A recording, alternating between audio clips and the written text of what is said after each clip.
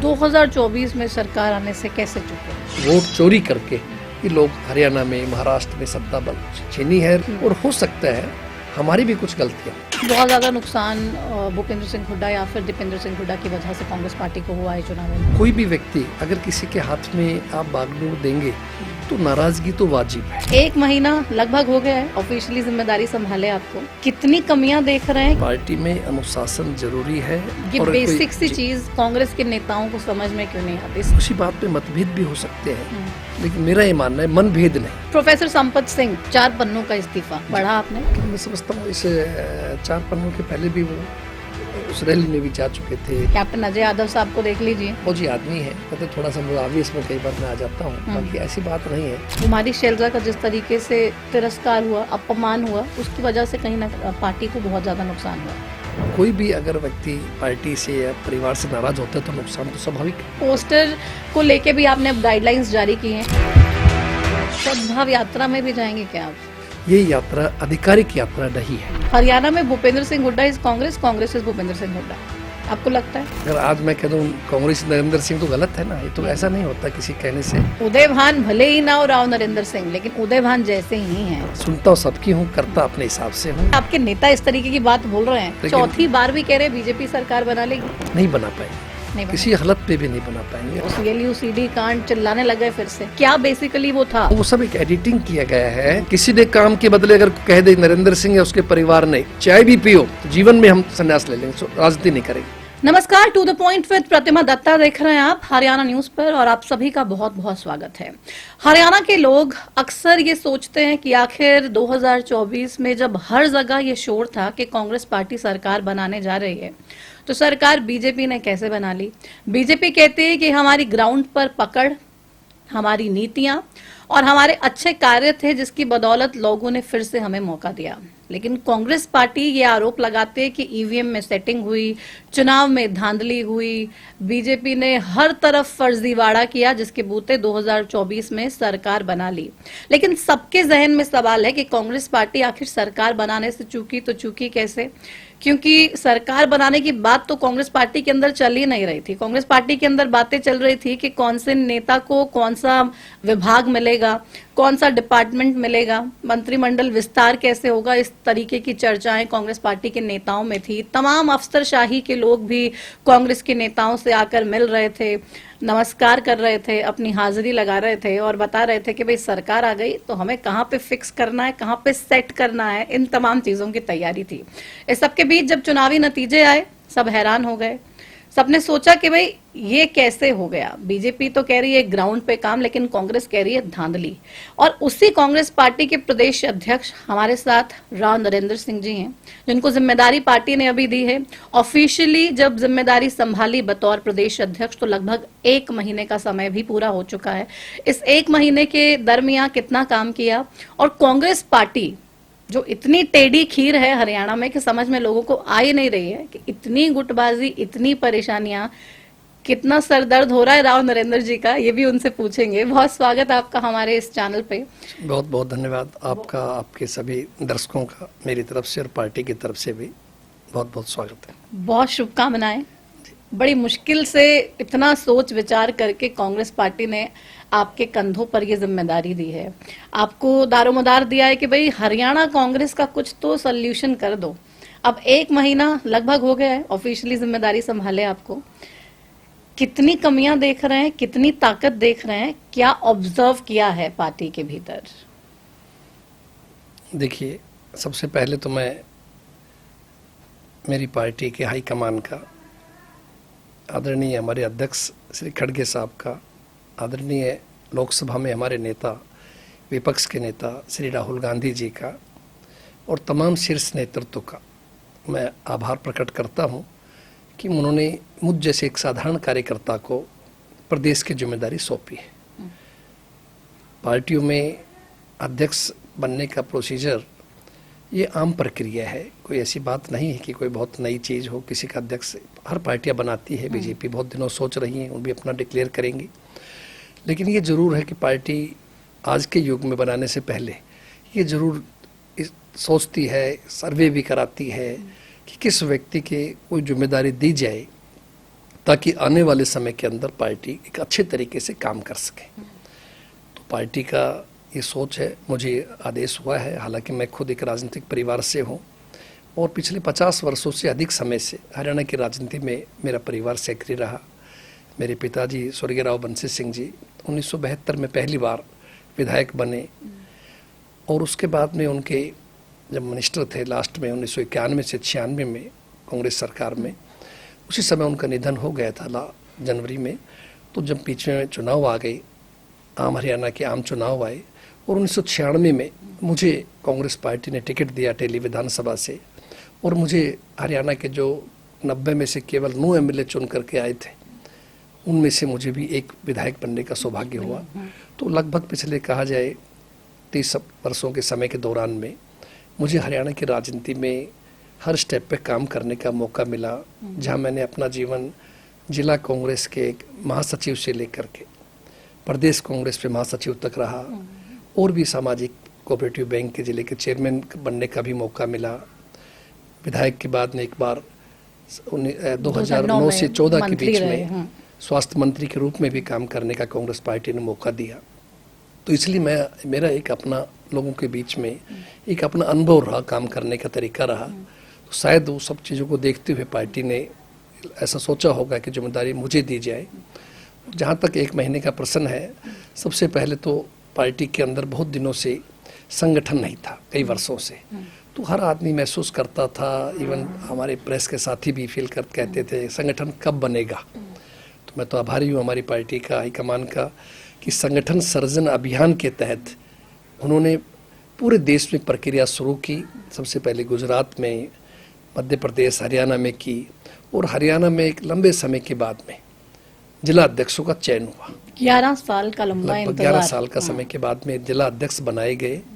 हालांकि नियुक्ति मेरे से पहले उनकी हुई है और इस दौरान में सबसे अच्छी बात ये रही कि जो जिला अध्यक्षों का चयन किया वो कोई सिफारिश के आधार पे नहीं किया गया कि भाई हम लोगों ने, किसी विधायक ने, मंत्री ने या हमारे बड़े नेताओं ने किसी ने सिफारिश की हो, उस व्यक्ति को बनाया हो। पार्टी ने ऑब्जर्वर बनाए, दूसरे प्रदेश के लोगों को बनाए और बनाने के बाद में वो जिले में आए। 1 वीक तक वो जिले में रहे, तमाम कांग्रेस के साथियों से, नेताओं से, कार्यकर्ताओं से, आम लोगों से मिले। फिर एक पैनल तैयार किया गया 6 लोगों का और उसके बाद में सब हिसाब देख करके, सोच करके, जातीय समीकरण हर चीज़ का देख करके ये आपका सिलेक्शन किया गया जिला अध्यक्षों का, जो एक मेरे हिसाब से एक अच्छा सिलेक्शन है। साधारण कार्यकर्ता जो कभी सोच नहीं सकता था कि मैं जिला अध्यक्ष बन सकता हूँ, उनको जिम्मेदारी दी गई। तो कोई उसमें गुटबाजी किसी तरह की नहीं, किसी प्रकार कोई गुटबाजी नहीं है। लेकिन गुटों का ख्याल तो रखा गया कि हुड्डा साहब नाराज ना हो जाएं, कुमारी शैलजा नाराज ना हो जाएं, कैप्टन अजय यादव नाराज ना हो जाएं। तो मतलब एक बैलेंस बनाने की कोशिश तो जरूर रही होगी। नहीं, मेरे ख्याल से लगता है आप लोगों को, बाहर को, मैं पार्टी के अंदर हूँ और तो हमने महसूस किया कि बहुत सी जगह कोई लोग चाहते थे कोई और व्यक्ति बने, वो नहीं बने। तो इसका मतलब बहुत क्लियर है कि आप जब व्यक्तिगत रूप से कभी प्रैक्टिकल देखेंगे तो एक साधारण बहुत लोगों को ऐसा मिला जो किसी के प्रपोज उम्मीदवार नहीं थे। तो जनता की अपने हिसाब से लोगों ने जो फील किया, मेरा खुद पीसीसी अध्यक्ष बनने से पहले संगठन सर्जन में मुझे उत्तराखंड में ड्यूटी लगी और मैं खुद वहाँ होकर के आया, रुड़की मेरी ड्यूटी लगी। तो हमने यही काम किया, सबको बुलाया, सबसे मिले, जो बहुत पुराने कांग्रेसी थे 70, 80, 90 साल तक के, उनके मैं घर भी गया सिर्फ अपनी पार्टी के लिए पूछने के लिए कि आपकी निजी क्या राय है, कैसा चल रहा है पार्टी और बढ़िया कैसे काम कर सकती है। तो मैं समझता हूँ ये सब चीज़ें शामिल थी इसमें। तो एक अच्छा चयन हुआ और उसके बाद में इन लोगों का काम हम लोगों ने शुरू किया दोबारा से, सब साथियों ने। और पार्टी के जो कार्यक्रम आए हुए हैं मेरे, अब बाद में मेरा भी चयन हुआ, पार्टी की तरफ से सिलेक्शन हुआ और इस मुझे जिम्मेदारी मिलने के बाद में हम लोगों ने उनका मीटिंग भी बुलाया। अभी 2 दिन पहले भी हमने एक समीक्षा बैठक भी बुलाई 1 महीने की, और जो पार्टी के कार्यक्रम थे ऑल इंडिया कांग्रेस कमेटी की तरफ से, वो सब कार्यक्रम भी उनसे चेक किए गए।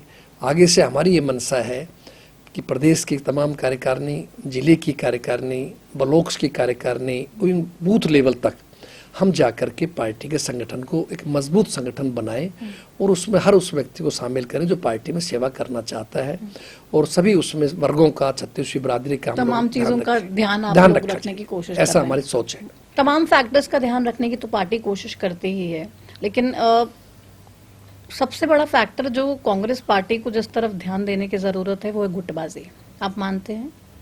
नहीं, देखिए, कांग्रेस पार्टी में मैं गुटबाजी को नहीं मानता।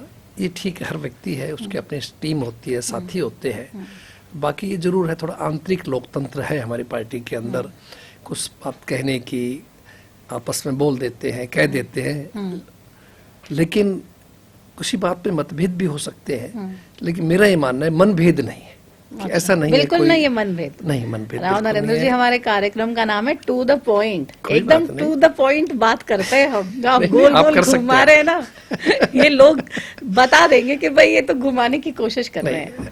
नहीं, वो ऐसा लगता है, आप लोगों को लगता है, जो आउटसाइडर्स लोग हैं, मतलब बस उनको आप लगता सीधा है सीधा आउटसाइडर्स को कि जिम्मेदार भाई ठहरा दो। गुटबाजियां हैं। नहीं है गुटबाजी। और रही बातचीत है कि नेताओं का, तो किस पार्टी में नहीं, अलग अलग नेता तो हर पार्टी में है। आप हर भारतीय किसी जनता का है। पार्टी का आप कह रहे हैं सरकार है, आंतरिक लोकतंत्र। लेकिन हमारी पार्टी के अंदर फिर भी मैं कहूंगा कि जितनी पार्टी है उनमें कांग्रेस एक अनुशासित पार्टी है। अनुशासित? और कांग्रेस जो है कि कार्यकर्ता, वोटर, कांग्रेस का नेता एक बहुत ही सुलझे और समझदार लोग। आपकी मुस्कान भी बता रही है कि ये जो सुलझे हुए समझदारी की बात कर रहे हैं ना, वो उसको सॉर्ट करने के लिए आपके पसीने छूट चुके हैं। कांग्रेस पार्टी में आखिर जो बवाल मचा हुआ है, अभी कुछ एग्जाम्पल्स के साथ बात करते हैं। आप कह रहे हैं आंतरिक लोकतंत्र है हमारी पार्टी में, तो आंतरिक लोकतंत्र के कोई भी नेता कहीं पे भी जाके किसी भी तरीके की बात किसी भी कांग्रेस के बड़े नेता के बारे में बोल देता है, इससे कांग्रेस पार्टी को नुकसान होता है, मानते हैं या नहीं? देखिए, मैं व्यक्तिगत तो इस सिद्धांत का व्यक्ति हूँ कि पार्टी में अनुशासन जरूरी है। कोई भी बात हो पार्टी प्लेटफॉर्म पे आप रखें, किसी को भी रख सकते हैं, ऊपर से लेके नीचे तक। लेकिन कोई भी पार्टी की या अंदर की बात प्रेस में या मीडिया में देना वो गलत है। तो उसको मैं अनुशासनहीनता मानता हूँ, वो नहीं करना चाहिए। ये और कोई- बेसिक सी चीज कांग्रेस के नेताओं को समझ में क्यों नहीं आती? सारे के सारे क्यों आ जाते हैं मीडिया के सामने और एक दूसरे को बोलने लगते हैं, कुछ ना कुछ आरोप लगाने लगते हैं, और फिर कहते हैं हमारी पार्टी में तो गुटबाजी है ही नहीं, हम तो बड़े अच्छे लोग हैं, हमारे तो बिल्कुल स्मूथ सारी चीजें चल रही है, ये मीडिया वाले ही ऐसे हैं, कुछ भी बातें बना लेते हैं। वैसे नहीं कहना चाहिए, मेरा निजी राय है। मैंने उन सब नेताओं को भी आग्रह भी किया है, निवेदन भी किया है, जो मुझसे उम्र में बड़े भी हैं, पद में बड़े रहे हैं, कि कोई भी बातें हो तो आप पार्टी के प्लेटफॉर्म पे रखिए। प्रदेश लेवल की बात है, आप मुझसे कर सकते हैं, सीएलपी लीडर की बात है, हुड्डा साहब से कर सकते हैं, हमारे प्रभारी हैं श्री बिखेरी प्रसाद जी, उनसे कर सकते हैं, और उनसे ऊपर भी आप खड़गे साहब और राहुल जी तक भी आप मिल सकते हैं। अपनी बात कहने का सबको अधिकार है। अगर किसी व्यक्ति के साथ कोई जाती है, किसी को महसूस करता है कि मेरे साथ इंसाफ नहीं हुआ है या नहीं हो रहा है, तो वो आप अपनी बात रख सकता है, लेकिन प्रेस में नहीं देना चाहिए। इसीलिए आपको ध्यान होगा, मैंने सबसे पहले बनते ही अनुशासन पे जोर दिया है, और अनुशासन समिति बनाई, कमेटी बनाई है। भी आएंगे, जी, जी। लेकिन प्रेस में ना जाए बातें, डायरेक्टली कांग्रेस की लीडरशिप तक ही पहुंचे, इसको लेकर भी आप कह रहे हैं कि भाई मेल करिए, कोई शिकायत है तो मेल कर दीजिए। हाँ, ये रूल आप लोगों ने ये मैंने सबसे आग्रह एक बात किया तक है। यस। तो मेल अभी तक कोई आई या फिर नहीं? नहीं, अभी मेरे पास कोई ऐसा नहीं आया है, लेकिन फिर भी कोई बात हो, जैसे अभी हमारी मीटिंग थी विधायक दल की या जिला अध्यक्षों की मीटिंग थी, तो कुछ साथियों को अगर कोई छोटी मोटी बात हो तो कह सकते हैं, कहा उन्होंने, उन बात का सोल्यूशन हो गया, तो अच्छा है। उनके मन की कोई बात थी तो कह दिया। ओके, बाकी कोई बहुत सीरियस मैटर ऐसा नहीं था। ऐसी सीरियस कोई बात बिल्कुल कोई मैटर नहीं है। प्रोफेसर संपत सिंह, 4 पन्नों का इस्तीफा पढ़ा आपने?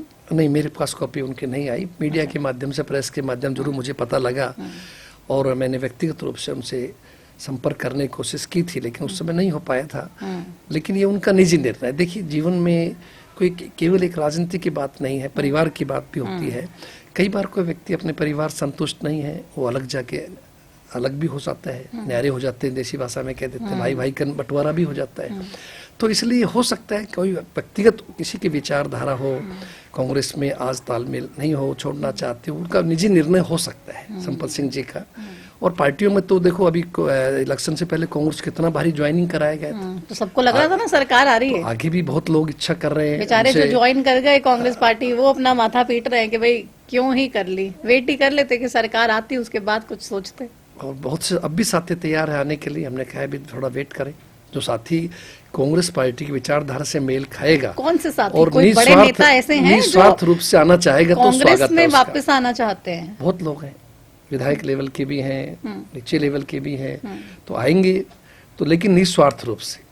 मैं उन नेताओं में नहीं हूँ कि भाई मैं कोई झूठी किसी को वैसे ही गलत बोल दिया जाए या कोई झूठा वादा कर दिया जाए। नहीं साहब, आप हमारी अगर पार्टी से विचारधारा से कोई मेल खाता है, उस विचारधारा में रहना चाहते हैं, अनुशासन रहना चाहते हैं, और जो कभी पहले कांग्रेस में रहा हो, सभी का स्वागत है पार्टी में, हमेशा स्वागत है। परिवार को अगर नहीं बढ़ाएंगे तो फिर राजनीति में कैसे काम चलेगा। संपत सिंह गए और खासतौर पे भूपेंद्र सिंह हुड्डा और दीपेंद्र सिंह हुड्डा पर बहुत गंभीर आरोप उन्होंने अपने इस्तीफे में लगाए हैं।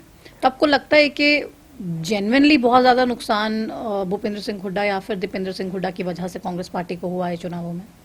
नहीं, ऐसा नहीं है। देखिए, बहुत से रीजंस होते हैं। कोई भी व्यक्ति अगर किसी के हाथ में आप बागडोर देंगे तो नाराजगी तो वाजिब है। परिवार का कोई मुखिया अगर होता है मान लीजिए, तो सभी सदस्य हो सकता है उनकी हर राय से सहमत ना हो। तो ऐसा नहीं है, हर व्यक्ति अपने तरीका है काम करने का। हुड्डा साहब हमारी पार्टी में एक वरिष्ठ नेता है, उनका लंबा अनुभव है राजनीति में काम करने का, बतौर सांसद, बतौर मुख्यमंत्री, बतौर पार्टी अध्यक्ष। तो ऐसा नहीं है कि भाई केवल एक वही वजह हो जिसकी वजह से कोई और योजना हो, लेकिन कई चीजें होती हैं। हर राजनीतिक व्यक्ति आज के युग में चुनाव लड़ना चाहता है। कई बार पार्टी का सर्वे है, पार्टी का अपना निर्णय है कि आपको चुनाव नहीं लड़ाएंगे, आपको संगठन में रखेंगे। तो हो सकता है ऐसा कोई निर्णय है, हम नेताओं को चीज अच्छी ना लगे तो हम पार्टी से नाराजगी भी हो जाती है। कोई एक संपत सिंह जी की बात नहीं है, जनरल बात कर रहा हूँ। लेकिन कुमारी शैलजा ने कहा संपत सिंह जी ने मेरे चुनाव में मेरी बहुत मदद की, और शायद यही रीजन रहा कि उनको इग्नोर किया गया दूसरी पार्टी की तरफ से, आपके हुड्डा साहब एंड पार्टी की तरफ से, और इसीलिए वो पार्टी से जा रहे हैं। और उनका पार्टी से जाना बेहद दुर्भाग्यपूर्ण है, नहीं होना चाहिए था ऐसा। देखिए, अच्छा किया उन्होंने, पार्टी कैंडिडेट की मदद की। मैं समझता हूँ एक अच्छा कदम था, सभी लोगों को करनी चाहिए। जो भी कांग्रेस पार्टी का नेता या कार्यकर्ता है, उसको कांग्रेस के अधिकृत उम्मीदवार की मदद करनी ही चाहिए। कोई नहीं करता है तो वो कोई अनुशासन ही नहीं। लेकिन मदद करने के बाद और रही अगर ये इनाम मिले जो आपकी नेता खुद ही कह रहे हैं, कुमारी शैलजा, नहीं, संपत सिंह जी को पार्टी से निष्कासित नहीं किया गया है, वो अपनी इच्छा से छोड़ा है उन्होंने। बाकी बहुत ज्यादा मैं इस विषय में डायरेक्ट इंटेग्रल नहीं हूँ, इसका बहुत ज्यादा जवाब मैं नहीं दे पाऊंगा आपको। लेकिन मैं जनरल जरूर कह सकता हूँ कि उन्होंने पार्टी के लिए काम किया, उनका स्वागत योग्य कदम था। अब किस रीजन से उन्होंने छोड़ा है ज्यादा तो वही बता सकते हैं मेरी बजाय, मैं इस बात का सही जवाब नहीं दे पूरा पाऊंगा। बता दिया। तो 4 पन्नों का जो उन्होंने रेजिग्नेशन दिया है अपना, उसमें सब कुछ लिख दिया था और पूरा ब्लेम हुड्डा साहब पर ही डाला मेजरली। हाँ, लेकिन मैं समझता हूँ इस 4 पन्नों के पहले भी वो उस रैली में भी जा चुके थे, जो देवीलाल जी की एक सम्मान रैली किया गया था, आयोजन किया गया था। तो हो सकता है उन्होंने अपना मन बना लिया होगा। लेकिन बहुत ज्यादा इस विषय पे मैं नहीं बता पाऊंगा, इस विषय मेरी उनसे ज्यादा बात नहीं हो पाई कभी। 2024 में सरकार आने से कैसे चुके हैं? देखिए, इसमें कोई शक नहीं है, जो अभी आपने थोड़ी देर पहले बोला कि 2024 में खुद भारतीय जनता पार्टी ये मान रही थी, और नाम लेना अच्छा नहीं लगता, जो आज उनके मंत्री हैं उन लोगों ने भी ये बातें कही थी कि यार राज तो कांग्रेस का बनेगा, हम तो विपक्ष के विधायक के लिए प्रयास कर रहे हैं। तो ये सच्चाई है। और जो मुझे अनुमान है कि शायद 20 की सीटों के आसपास शायद ऐसा कोई नीचे का सर्वे था या आईबी की या रिपोर्ट थी डीजीपी के पास भी। तो उसके बाद में बहुत सी शिकायतें आपके सामने आई, जिस तरह हमारे नेता आदरणीय राहुल जी ने सबके सामने रखा, कैसे वोटों का एडिशन किया गया, कैसे डिलीशन किया गया, कैसे आप जब वोट समाप्त होते हैं पोलिंग डे के दिन आता है कि मान लो 62% हुआ है, जब काउंटिंग होती है तो पता लगता है साहब वो 70% हो गया जी। बाद में मेरी खुद विधानसभा जहां मैंने चुनाव लड़ा, नारनूल विधानसभा में 155 बूथ हमारे वहां पे थे, उसमें से 85 लगभग बूथों के ऊपर 99% बैटरी का बैकअप मिला है। तो कैसे संभव है कि आप इस पूरे दिन सुबह से शाम तक वोट डाले जाएं, कहीं किसी गांव में 2000, 3000, 4000 वोट्स है और 2 दिन बीच में रेस्ट भी मिला, उसके बाद भी 99% बैटरी का मिलना। हमने लिख के दिया, तो रिटर्निंग अफसर की तरफ जवाब आया, सब टेक्निकल पार्टी ने जवाब दिया है कि बैटरी कुछ नई किस्म की आई है, वो हो सकती है 99 हो। फिर मैंने कहा फिर 155 बैटरी सारी होनी चाहिए, केवल 85 क्यों है, 85 ही क्यों निकली? तो बोला इसका तो सब मैं कोई जवाब दे नहीं सकता। तो इस तरह से बहुत सी चीजें हुई। और जो हमारी पार्टी ने कहा भी कि भाई वोट चोरी करके ये लोग हरियाणा में, महाराष्ट्र में सत्ता छीनी है, इसी के तहत हम लोगों ने कार्यक्रम भी चलाया है, वोट चोर गद्दी छोड़ हस्ताक्षर अभियान का। तो लगभग 5 लाख से अधिक जो है हरियाणा से भी हमने हस्ताक्षर करके भेजी है। ऑल इंडिया कांग्रेस कमेटी में पूरे देश में लगभग से 5 करोड़ लक्ष्य रखा गया है। तो ये पूरे देश को एक मैसेज देने वाली बात थी कि भाई वास्तव में तो सिर्फ लोगों को न्याय नहीं मिल पाया। सिर्फ ईवीएम की गड़बड़ी की वजह से ही चुनाव हारे हैं या कोई और भी फैक्टर एनालाइज ईवीएम कर रहे नहीं हैं है, आप लोग? और मैंने गिनाया कई तरीके थे जिनकी वजह से भारतीय जनता पार्टी ने ऐसी काम किया, ऐसा किया जिसकी वजह से आई हुई कांग्रेस सरकार चली गई। और हो सकता है हमारी भी कुछ गलतियां हो, मे बी पॉसिबल कि हम सही ढंग से मैनेज नहीं कर पाए हो। टिकट बंटवारा जो सही टिकट से किया था के हमारे जो टिकट के लाइन में जो लोग थे, तो हो सकता है उन सब लोगों ने, हम लोग सही ढंग से उनको टैकल नहीं कर गए, उन सबकी सेवाएं नहीं मिल पाई पार्टी को जो मिलनी चाहिए थी। जैसे मेरे नारनौल में 40 लोग थे, तो अगर वो 40 के 40 व्यक्ति और मन से अच्छा काम करते तो हम बढ़ोतरी और हो सकती थी। लेकिन हर जगह कहीं ना कहीं मलाल रह जाता है। तो ये तो मैं समझता हूँ है हमारा इस मामले में। मैं गुटबाजी मानता की हूँ भी कोई योगदान रहा होगा चुनाव में हार का? नहीं, मैं समझता हूँ गुटबाजी का ऐसी कोई बात नहीं है, कोई विशेष गुटबाजी मगर मैं नहीं मानता। सब नेता है, देखो हर आदमी राजनीति में विधायक बनना चाहता है, सांसद बनना चाहता है, मंत्री बनना चाहता है, और जो इस लेवल के मुख्यमंत्री बनना आपकी इच्छा है, बुरी बात भी नहीं है। ये तो पार्टी को सोचना है, पार्टी हाईकमान का फैसला है और चुने विधायक को फैसला है कि कौन आने वाले समय मुख्यमंत्री बने, कि सरकार बने, पार्टी हाईकमान क्या आदेश करे, किस व्यक्ति को टिकट दिया जाए, ये फैसला पार्टी लेवल पे। लेकिन बाकी पार्टियों में ना ये चीजें थोड़ी सी सरल तरीके से हो जाती हैं, इतने बड़े बड़े फैसले ले लेते हैं। गठबंधन की सरकार चल रही थी, मनोहर लाल खट्टर साहब, दुष्यंत चौटाला, रातों रात डिसीजन हुआ, अगले दिन सरकार पूरी की पूरी बदल दी, नायब सिंह सैनी को मुख्यमंत्री बना दिया। विद साहब हालांकि नाराज हुए, लेकिन बाकी नेताओं ने मिलकर कोई ज्यादा कुछ किया नहीं और सरकार बन के चलती रही। आपकी पार्टी में ऐसा डिसिप्लिन नहीं देखने को मिलता है? नहीं, हमारी पार्टी में भी 10 साल तक हमारा कांग्रेस के मुख्यमंत्री रहे, कोई दिक्कत की बात नहीं आई। 10 साल तक रहे, लेकिन आपके नेता ही कहते हैं वो 10 मान के खुश मत होइए आप। वो 2009 में क्या हुआ, आपको बैसाखियों की जरूरत पड़ गई ना, आपने अपने दम पे थोड़ी सरकार बनाई। नहीं, मैं मानता हूँ इसमें, लेकिन फिर भी तो 3 चुनाव कह रहे, 3 चुनाव मत देखिए कि आप हारे, आप 4 चुनाव देखिए कि आप हारे। लार्जेस्ट पार्टी तो रही, सिंगल लार्जेस्ट पार्टी तो हमारी थी, इसी आधार पर सरकार बनी थी।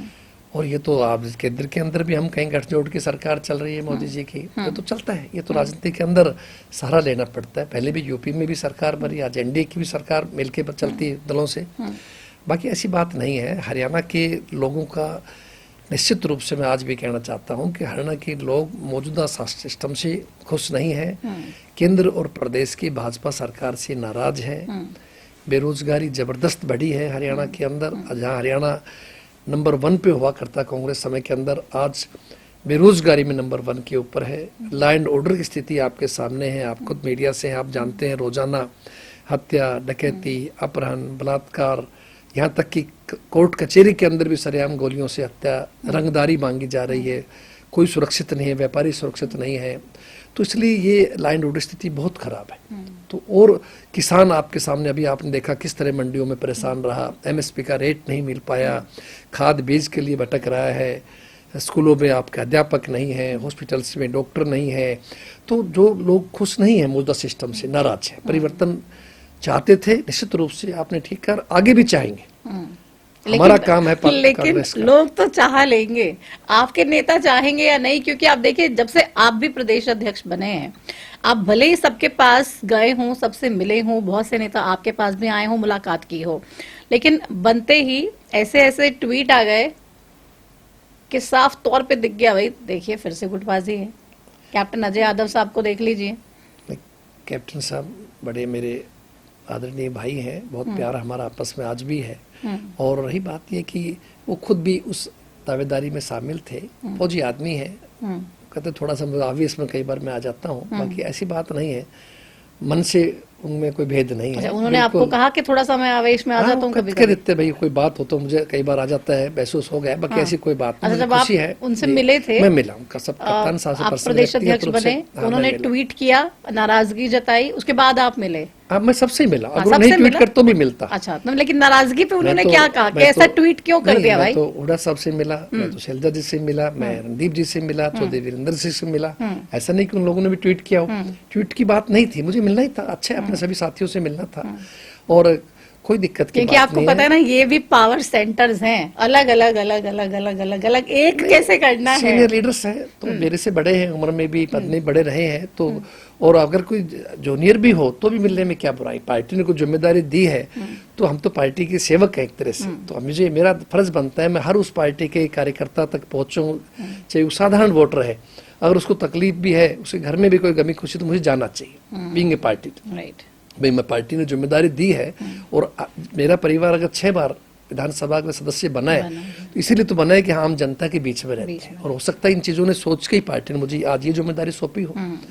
और लेकिन आप ये मान कर चलिए कि कांग्रेस के प्रति लोगों के दिल में रिगार्ड है, लोग जानते हैं कि कांग्रेस के तिरंगे के नीचे देश को आज़ादी मिली और कांग्रेस की ही वजह है, पंडित जवाहरलाल नेहरू जी से लेकर के और बाद में आपके मनमोहन सिंह जी तक मैं कहूँगा कि जो उन्नति की, देश ने प्रगति की, जो देश आज अगर महाशक्ति है 2014 से पहले तो कांग्रेस की देन था। ये ठीक है भारतीय जनता पार्टी आई है, लेकिन हम ये कहें सब कुछ अभी हो गया, ऐसा नहीं है, बहुत कुछ पहले हुआ और उसकी वजह से ही आज हम इस निर्माण, उनका योगदान है कांग्रेस का, उसमें हम उनको इनकार नहीं कर सकते। बाकी जनता है, परिवर्तन होता है, प्रकृति का नियम है। लेकिन दुख इस बात का है कि हमारी आपकी जो संस्थाएं हैं वो संस्थाएं इंडिपेंडेंट नहीं रह पाई। आज हम लोगों को, आम लोगों को चुनाव आयोग पे डाउट रहता है कि सिस्टम ठीक नहीं चल पा रहा, दूसरी चीजों में आज़ादी नहीं है, तो वो सब चीजें जो सरकार ने की, भारतीय जनता पार्टी ने, वो एक शक के दायरे में। आप लोग कह रहे हैं कि बीजेपी कहीं ना कहीं तो कोई मैनिपुलेशन करती है, लेकिन वो लोग कहते हैं भाई हम तो लोगों के दिल में बैठे हैं, हम तो लोगों के दिल में राज कर रहे हैं, ये कांग्रेस वाले बस यूं ही रोते रहेंगे कि ईवीएम हैक है, ईवीएम हैक है, ईवीएम हैक है, और हम बस यूं ही चुनाव जीतते रहेंगे। ऐसा नहीं, गलती कितना भी समझदार आदमी हो, कहीं ना कहीं गलती पकड़ी जाती है और ये बार बार हम लोगों को बेवकूफ़ नहीं बना सकते। आप खुद याद कीजिए कि 2014 में जब भारतीय जनता पार्टी आई थी, जो वायदे लेकर के आई थी, चाहे वो नौजवान के रोजगार के थे 2 करोड़ प्रति वर्ष, चाहे वो गरीब का कर्जा माफ का था, चाहे वो किसान की आमदनी को 2022 तक दुगनी करने का था, चाहे गरीब को छत देने की बात थी, चाहे वो बुलेट ट्रेन की बात हो, स्मार्ट सिटी की बात हो, आदि आदि जितने भी बातें थी, आप खुद लगाएं कहाँ वो पूरी हो पाई, किसी बात पे भी नहीं टिक पाई, आगे और घुमा दिया गया। खुद उनके पार्टी के वरिष्ठ नेता ने कहा तो जुमलेबाजी थी केवल एक। तो ये ठीक है, आप जनता को किसी हद तक मोड़ सकते हैं, लेकिन लंबे समय तक नहीं चल सकती चीज़ें। हरियाणा में तो ये संभव था ही नहीं अब की बार, लेकिन ये ठीक है, कामयाब हो गए किसी न किसी तरीके से आपके सामने। लेकिन आने वाले समय के अंदर आप मान कर चलना, अब लोग जागरूक हो चुके हैं। बिहार में आपने देखा अभी हमारे नेता आदरणीय राहुल जी जो महागठबंधन के साथ में, तेजस्वी जी पूरी टीम के साथ में जब गए तो हजारों हजारों लोग सड़कों के ऊपर थे और वो इस बात का एहसास हो चुका था कि भी पिछली बार भी बिहार के अंदर बनती हुई सरकार को रोका गया था। तो इसलिए अब लोग जागरूक है, सड़कों के ऊपर है, और जब जनता सड़कों पे आ जाती है तो आप समझ सकते हो दूसरे देशों में देखा आपने क्या हुआ है कि बिहार में सरकार हाँ बना लेगा आपका बिल्कुल मेरा पूर्ण विश्वास है कि वहाँ गठबंधन की तेजस्वी जी के नेतृत्व में और जो मेहनत राहुल जी ने और हमारी कांग्रेस पार्टी ने सबने की है उसके ऊपर निश्चित रूप से हमारी सरकार बनेगी, एक अच्छा रिजल्ट सामने आएगा। लेकिन संगठन बेहतर तरीके से काम करेगा तभी आगे जाके सरकार बनाने में आप लोगों को फायदा मिलेगा। ये तो बिल्कुल ही कॉमन सी बात है जिसको मानेंगे आप भी। संगठन अपने आप में बहुत महत्वपूर्ण है, इसीलिए मैंने आप दोहराया कि हमारा फोकस पूरी तरह संगठन पे है, प्रदेश से लेके बूथ लेवल तक नीचे तक जाके संगठन को मजबूत बनाना ही हमारा सबसे सर्वप्रथम कार्य है। तो अब आगे का क्या प्लान है आपका कि संगठन को और मजबूत कैसे करें, क्योंकि अभी सबसे ज्यादा जो कंट्रोल आप चाह रहे हैं वो है डिसिप्लिन पार्टी में रहे और अनुशासन के दायरे में रहकर नेता आपस में बात करें या फिर पार्टी के भीतर जो भी चीजें हैं वो करें। यानी कि इतना तो साफ है कि सबसे बड़ी खामी क्या है वो आप जानते हैं, वो है इनडिसिप्लिन। मानेंगे कि नहीं? नहीं, अनुशासन होना चाहिए। मैं खुद कह रहा हूँ, मैं खुद अनुशासित होना तो चाहिए, लेकिन पार्टी में सबसे बड़ी कमी और सबसे बड़ी जरूरत अनुशासन की है या नहीं? पार्टी में जरूरत है, बाकी तो आप खुद हिसाब लगाएंगे। मैं उदाहरण दे सकता हूँ, नाम नहीं अच्छा लगेगा बताना, कि भारतीय जनता पार्टी के उम्मीदवारों की उनके ही लोगों ने उनसे तो हम पूछते रहते हैं सर। तो, आज आपके साथ बैठे तो आपकी तो पार्टी की बात तो होगी। इसलिए, लेकिन कांग्रेस, मेरा एक जनरल मानना है कि ओम लोगों की बजाय फिर भी कांग्रेस को एक अनुशासित और सभ्य अच्छे लोगों की पार्टी मानता हूँ, सही लोग हैं। हो सकता है किसी न किसी बात पे कोई भाई गुमराह हो जाए, किसी बात आवेश ज़्यादा इधर उधर कह दे, बाकी नहीं कहना चाहिए। और मेरा पहला लक्ष्य यही है कि पार्टी में अनुशासन को प्राथमिकता दूं, अनुशासन बनाए रखा जाए, और उसके लिए मैं प्रयासरत हूँ। उसका असर भी पड़ा है, आने वाले समय में दिखाई भी देगा आप लोगों को। और दूसरा मेरा काम संगठन का है, जैसे मैंने बताया कि अब प्रदेश का हमारा हो चुका है पूरा सिस्टम, CLP बन चुके हैं, प्रदेश अध्यक्ष का चयन हो गया है, जिला अध्यक्ष हमारे बन चुके हैं। बहुत जल्दी हम आपके प्रदेश की हम कार्यकारिणी सारी बनाएंगे, इसमें वाइस प्रेसिडेंट बनेंगे, जनरल सेक्रेटरी बनेंगे, सेक्रेटरी बनेंगे, इसी तरह जिले की कार्यकारिणी बनेंगी, ब्लॉक अध्यक्ष बनाए जाएंगे, फिर ब्लॉक की कार्यकारिणी बनेंगी, और फिर ब्लॉक स्तर तक हम नीचे लेवल तक हम जाएंगे, बूथ लेवल तक जाकर के हम इसका निर्माण कराएंगे। सद्भाव यात्रा में भी जाएंगे क्या आप? सद्भाव यात्रा के बारे में प्रेस में बहुत अच्छे तरीके से हमारे वरिष्ठ नेताओं ने भी बताया है, और मैंने खुद भी इस बारे में बात की है।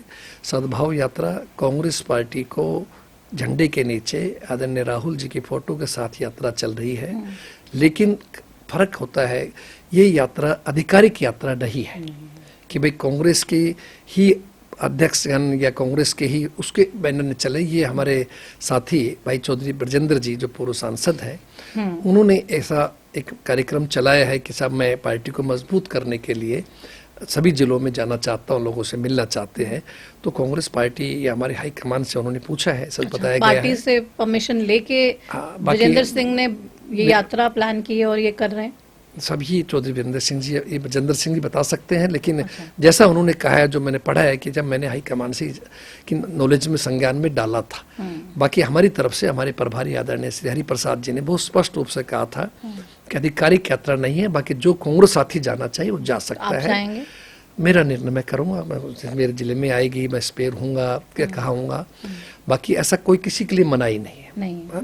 जो भी अगर कोई भी साथी अपने क्षेत्र में या जिले में पार्टी को मजबूत करने के लिए कोई कार्य करता है, कांग्रेस की उपलब्धि को गिनाता है, तो मैं समझता हूँ ठीक है, सभी कर सकते हैं, इसमें कोई बात। ब्रजेंद्र सिंह की भी बहुत ज्यादा यात्रा तो चली रही है, साथ में बीरेंद्र सिंह भी अपनी टीस लगातार मीडिया के सामने बोलते रहते हैं, कहते रहते हैं।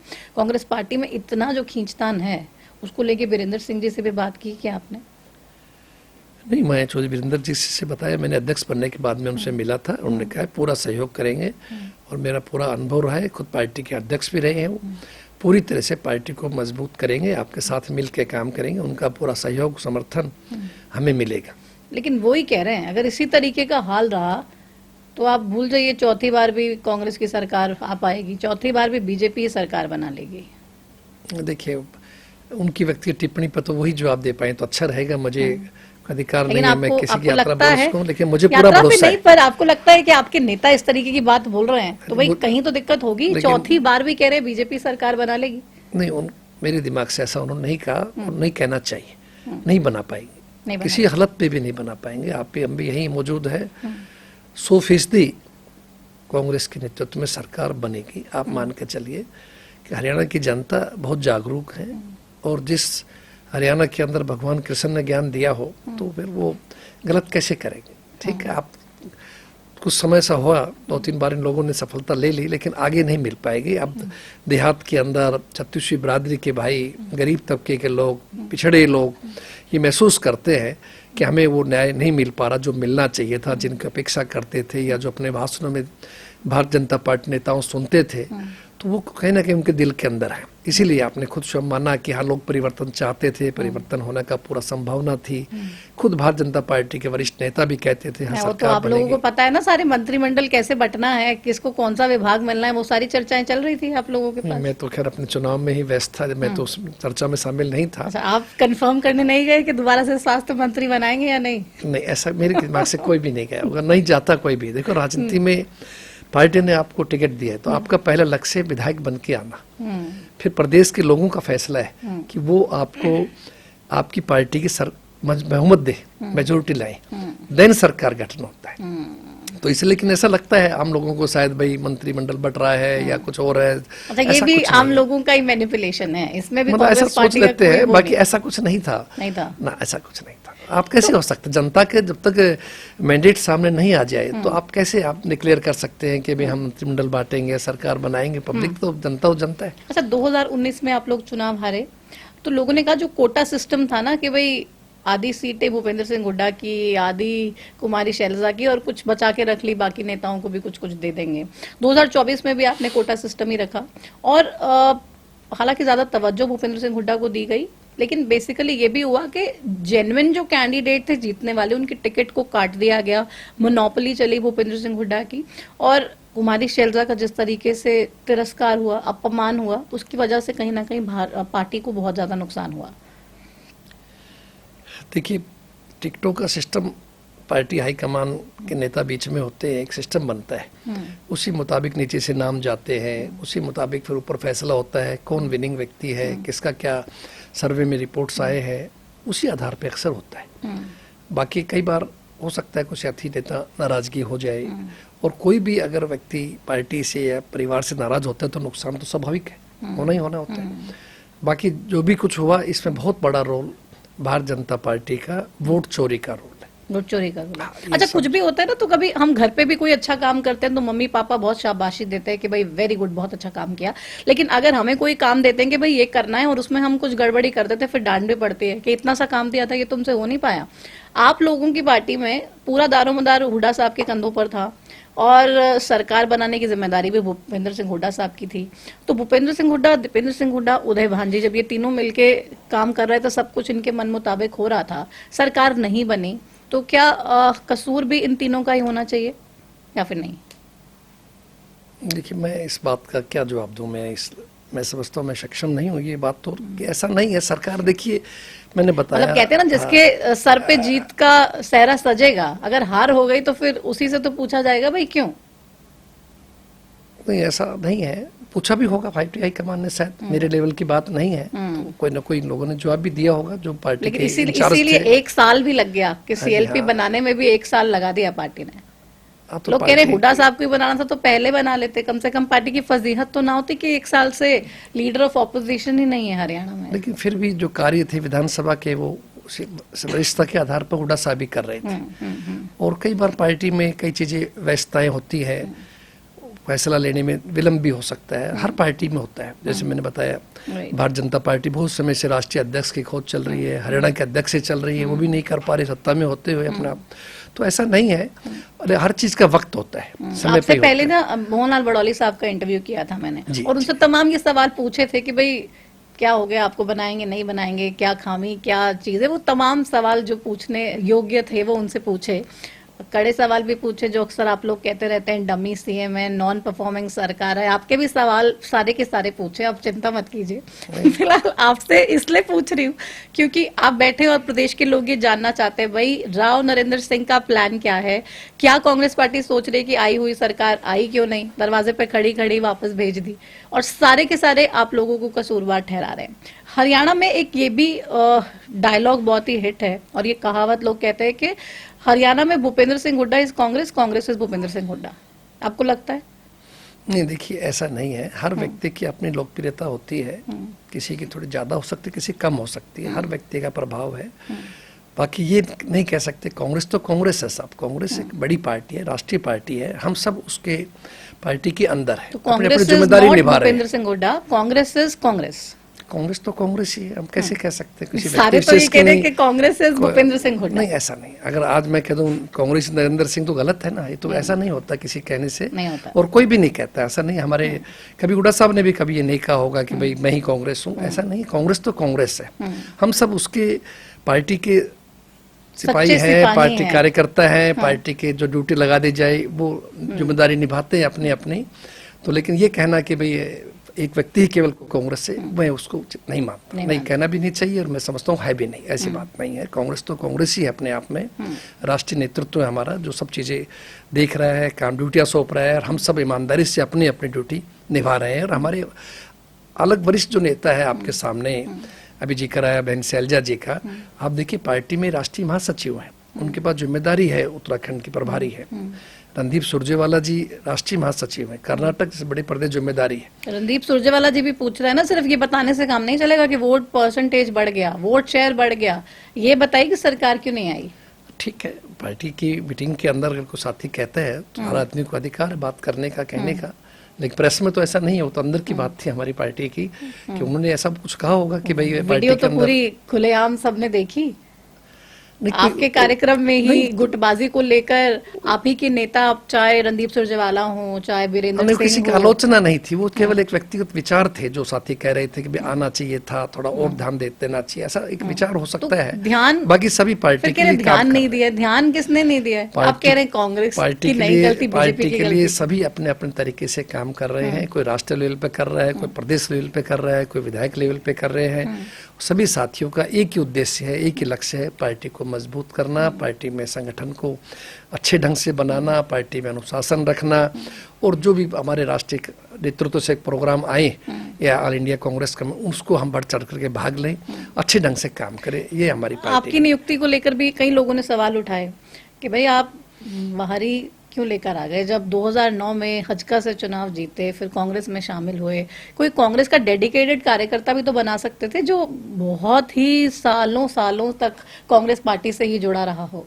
आप ये बताइए, जो व्यक्ति ये कहा जाए भाई बर्थ लगा लीजिए या बहुत बचपन से कांग्रेस में जिला महासचिव से काम किया हो, तो वो बाहरी तो कैसी हो गया। दूसरा हजका जो बनी, आपने जिक्र किया, वो हजका भी कांग्रेस से ही बनी थी। सारे कांग्रेस जो में वापस मर नाराज जाते थे, टूटे हुए तो दिल वाले कांग्रेस के ही लोग जिनको थे। जगह नहीं दी थी तो कांग्रेस इसलिए हमारी पार्टी ने। पार्टी ने नहीं माना कि हजका कोई दूसरी पार्टी थी। हजका तो कांग्रेस का ही, हरनत जनहित कांग्रेस से बनी थी। भजन लाल जी कांग्रेस के बड़े सीनियर लीडर रहे थे। तब भी वो भी तो गुटबाजी की वजह से ही बनी थी ना। तो लेकिन फिर भी वो सभी पार्टी हजका वापस में गुटबाजी की वजह से बनी थी कि मर्जी नहीं, भी हुआ, बताइए। तो मैं तो अपने आप को अच्छा कांग्रेस से बताइए तो मानता सही, पहले था। टू द पॉइंट, हजका गुटबाजी की वजह से बनी थी या नहीं? नहीं, हजका तो खैर बनाने वाले तो उस समय भजन लाल जी थे, कुलदीप जी थे, ज्यादा तो वो बता सकते हैं इस विषय में, ठीक है। पर सारे जितने भी बाकी- लोग थे जो परेशान थे या फिर जिनके हिसाब से चीजें नहीं हो रही थी, असंतोष था जिनके मन में, वही तो गए ना। उन्होंने तो हजका बनाई और फिर उसके बाद जो कोई नहीं, हमने नेता वापिस हजका को कांग्रेस ने विलय कर दिया था आपके सामने पूरी तरह से। और पार्टी हाईकमान ने माना है, पार्टी का मान ने मुझे जिम्मेदारी दी, ये मानते हुए कि पुरानी कांग्रेस ही है और कांग्रेस में ही काम करेंगे, और जिम्मेदारी पार्टी का काम है, किसको क्या जिम्मेदारी देना है।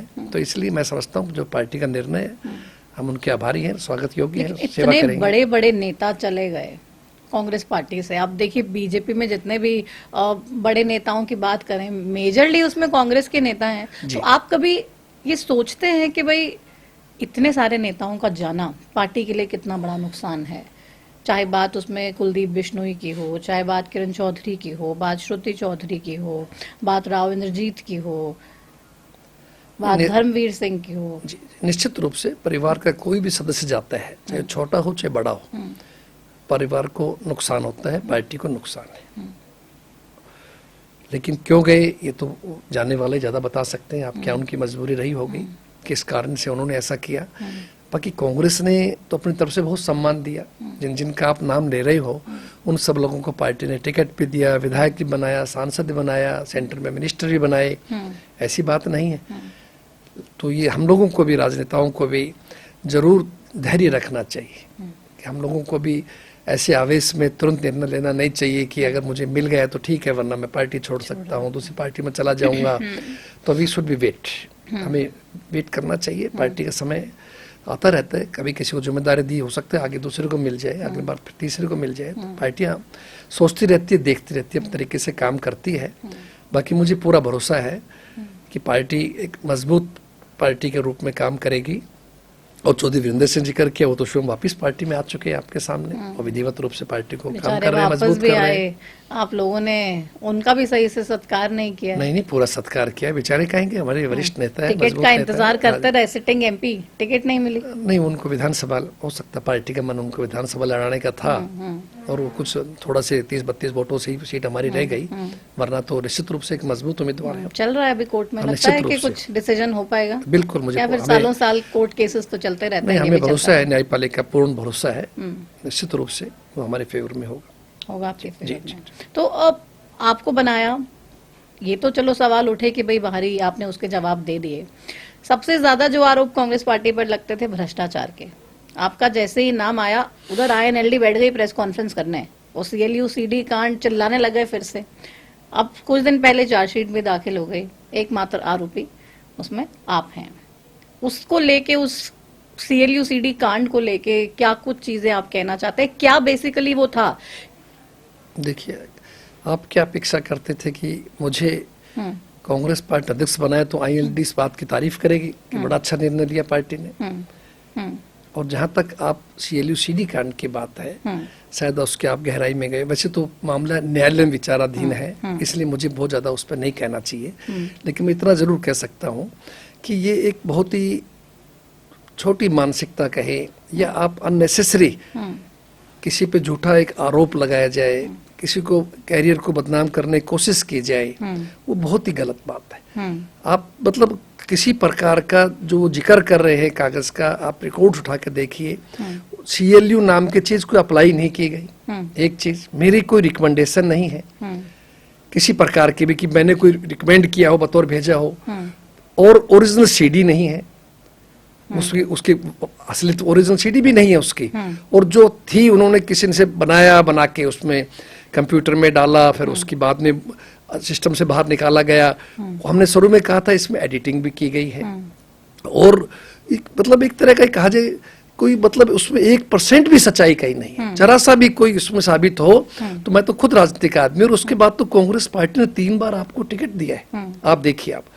और अगर मैं या मेरा परिवार इस प्रकार कोई कार्य करते तो क्या हम जनता में 6-6 बार विधायक बनते? आप सोचिए। और अगर कोई आदमी जिसको कोई व्यापारिक डील करनी हो तो जनता के बीच करेगा। पंचायत भवन नारनौल में जहां आम जनता मिल रही है, उसमें दिखाई भी दे रहे हैं, स्टाफ घूम रहे हैं, ड्राइवर गनमैन घूम रहे हैं, कह रहे हैं 30 करोड़ 50 करोड़, ऐसा नहीं है। तो मैं वही कह रहा हूँ, वो सब एक एडिटिंग किया गया है। जिस व्यक्ति ने लेके आया उससे कहा गया कि सब ये CLU है। मेरा पहला रिप्लाई यही था कि सर मेरा ये डिपार्टमेंट नहीं, नंबर 1 बात कि आप कहीं नहीं है। फिर उन्होंने बात घुमा फिरा करके, जी आप जानते हो किसी से बिकवा दो जी, हम तो सौदा कर देंगे जी, जमीन बेच देंगे जी, इस टाइप की बातें की। हम राजनीतिक लोग कोई भी जो होते हैं, हम लोग क्या एक स्वभाव होता है, कोई आ गया उसकी बात सुनना, वरना क्या लेना देना। आप सोचिए, एक अननेसेसरी एक, लेकिन आप एक मिनिस्टर की कुर्सी पे बैठे हुए थे, कोई व्यक्ति उठ के आ जाए, सर ये काम है, तो हम लोग अच्छा कोशिश करेंगे, देखेंगे क्या मदद हो सकती है।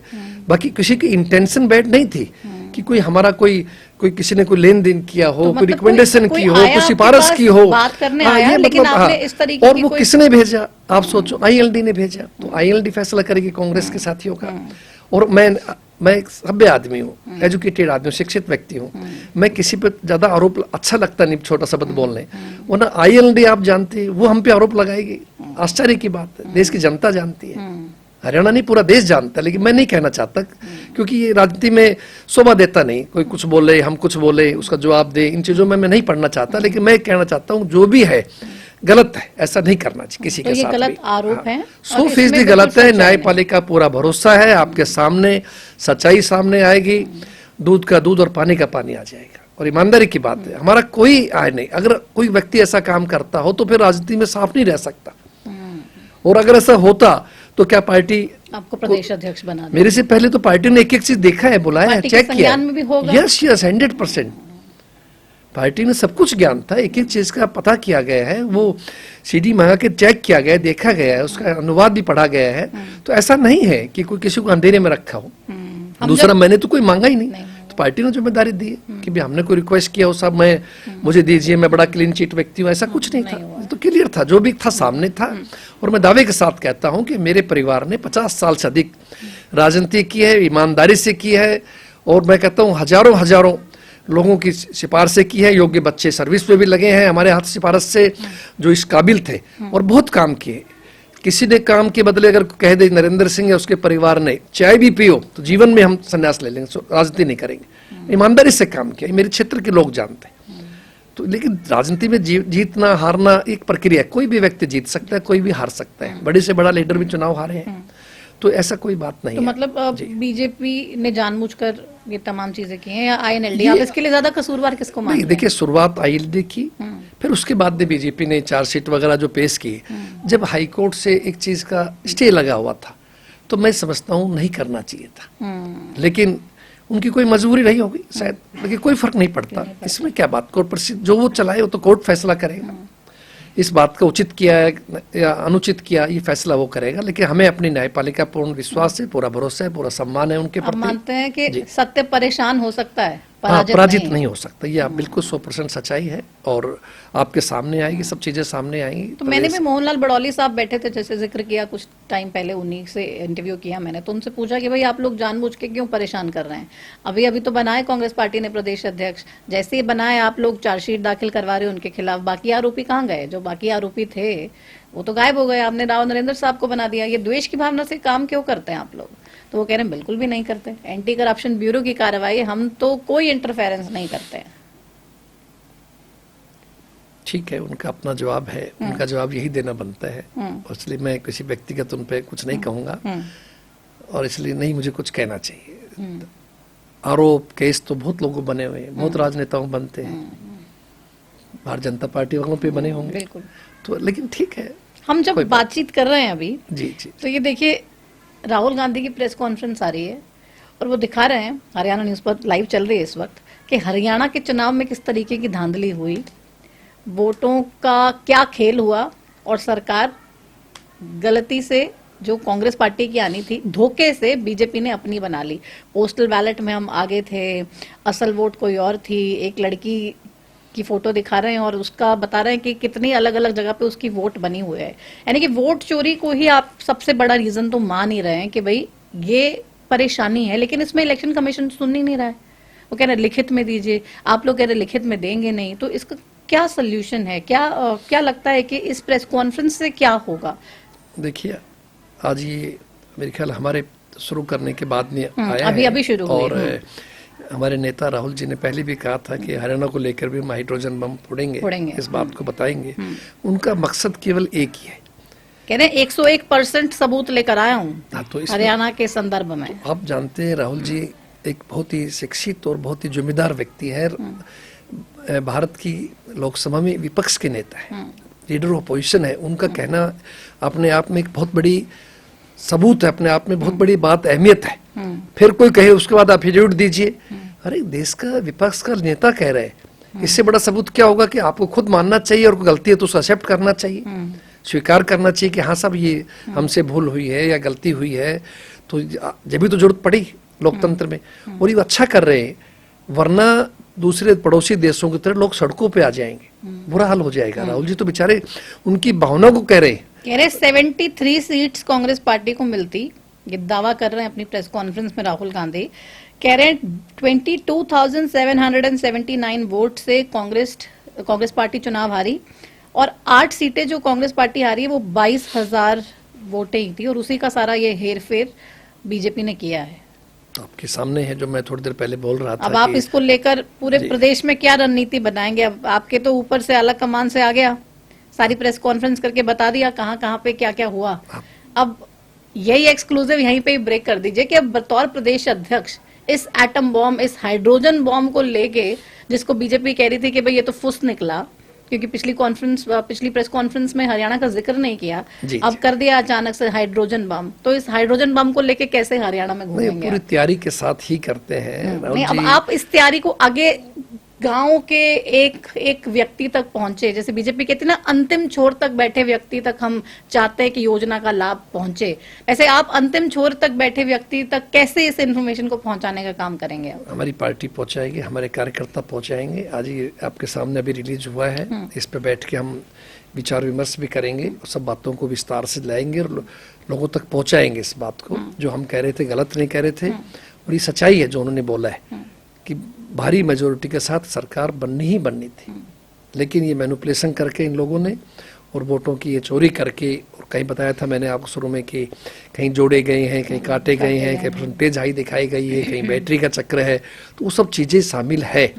और इसको हम फैक्ट्स को पूरा लेकर के लोगों के बीच में जाएंगे, हमारी पार्टी जाएगी, विलेज लेवल तक हम लोग जा करके फिर लोगों को बताएंगे। और लोगों को बिल्कुल, क्योंकि बहुत से गाँव में हम जाते हैं, वो कहते हैं साहब माहौल बहुत बढ़िया था, हमारे गांव से तो कांग्रेस जीतनी चाहिए थी, नहीं जीत, मेरे क्षेत्र नहीं दूसरे क्षेत्रों के आम बात, लेकिन सब रिजल्ट्स के मुताबिक नहीं जीत पाए।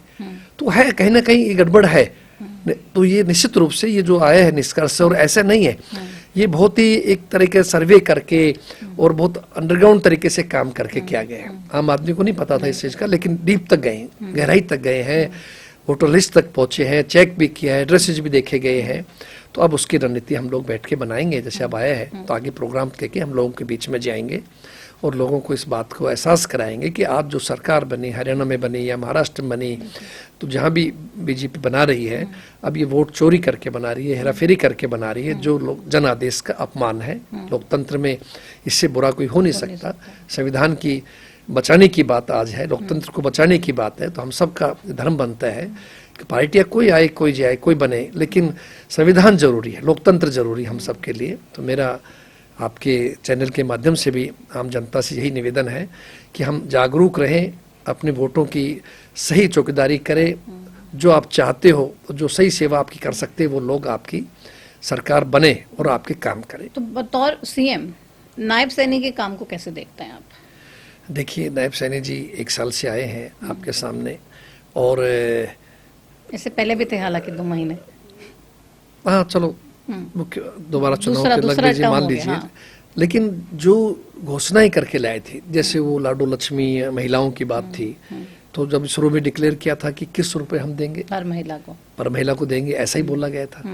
बाद में हिसाब लगाए तो नहीं, लगभग हमने तो हर पात्र को बोला था। 85 लाख महिलाएं बैठ रही है, उसका तो पता नहीं लगभग 26,000 करोड़ बैठ जाएगा। फिर कहा गया नहीं, इसमें 1 लाख रुपए तक की सीमा देख लीजिए। फिर शायद सुनने में आया है कि 1,80,000 तक इन लोगों ने किया।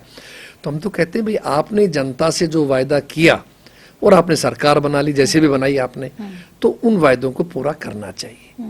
अच्छी बात है। डमी बार बार चर्चा आप भी सुनते होंगे नायब सिंह सैनी को लेके, आपको लगता है नायब सैनी डमी मुख्यमंत्री हैं? नहीं, मैं कहता हूँ जिस व्यक्ति पर जिम्मेदारी हो, वो जिम्मेदारी पूरे ढंग से करे और लोगों को एहसास हो कि हाँ, ये व्यक्ति खुद का निर्णय है। लेकिन ये जरूर लगता है प्रदेश की जनता को कि निर्णय कहीं और से हो रहा है, कि निर्णय नायब सैनी जी का नहीं है, कहीं और से, कहीं और चला रहा है।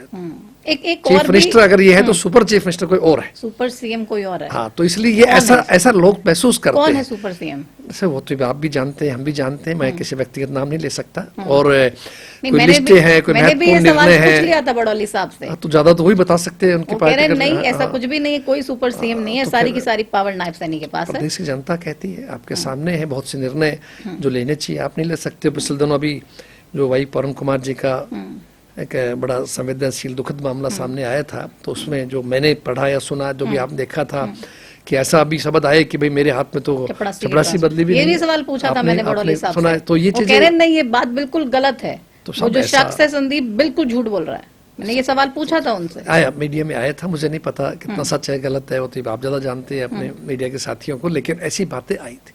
लेकिन फिर भी मैं तो ये कहना चाहता हूँ, मैं कोई आलोचना नहीं कर रहा किसी व्यक्ति की या कोई पार्टी के आधार पर, मेरी अपनी एक सिद्धांत है, कोई व्यक्ति किसी पद पे है तो उसको पूरा उससे न्याय करना चाहिए, पूरी ईमानदारी से काम करे। अगर आज मुझे पार्टी ने जिम्मेदारी दी तो मेरा धर्म बनता है कि मैं ईमानदारी से इस पद की लिए गरिमा को रखूं, बनाए रखनी चाहिए, सबको साथ लेके चलूं। आपसे पहले उदय भांजी प्रदेश अध्यक्ष थे, लोग ये कहते थे कि भाई हुड्डा साहब ने जो कह दिया वही उदय भांजी ने लिखा है और वही उदय भांजी कर रहे हैं, आपको बनाया। फिर कुछ लोगों से मेरी चर्चा हुई, राजनीतिक लोग थे, वो कह रहे हैं कि भाई उदय भान भले ही ना हो राव नरेंद्र सिंह, लेकिन उदय भान जैसे ही हैं। तो राव नरेंद्र सिंह जी अपने निर्णय खुद ले रहे हैं या फिर हुड्डा साहब का ज्यादा इन्फ्लुएंस रहेगा? हुड्डा साहब ने कह दिया भाई ऐसे कर दीजिए तो ऐसे कर देंगे। ये तो आप अनुमान लगा सकते हो, मेरे 1 महीने के कार्यकाल आपने देखा है सिस्टम कार्य करने का, तो और सारी प्रेस के साथी कह रहे हैं कि नरेंद्र सिंह सभी का सम्मान करते हैं, लेकिन किसी एक व्यक्ति का निर्णय नहीं है। सुनता हूँ सबकी हूँ, करता अपने हिसाब से हूँ, या मेरी पार्टी हाईकमान जो आदेश है मैं वो निर्णय करता हूँ।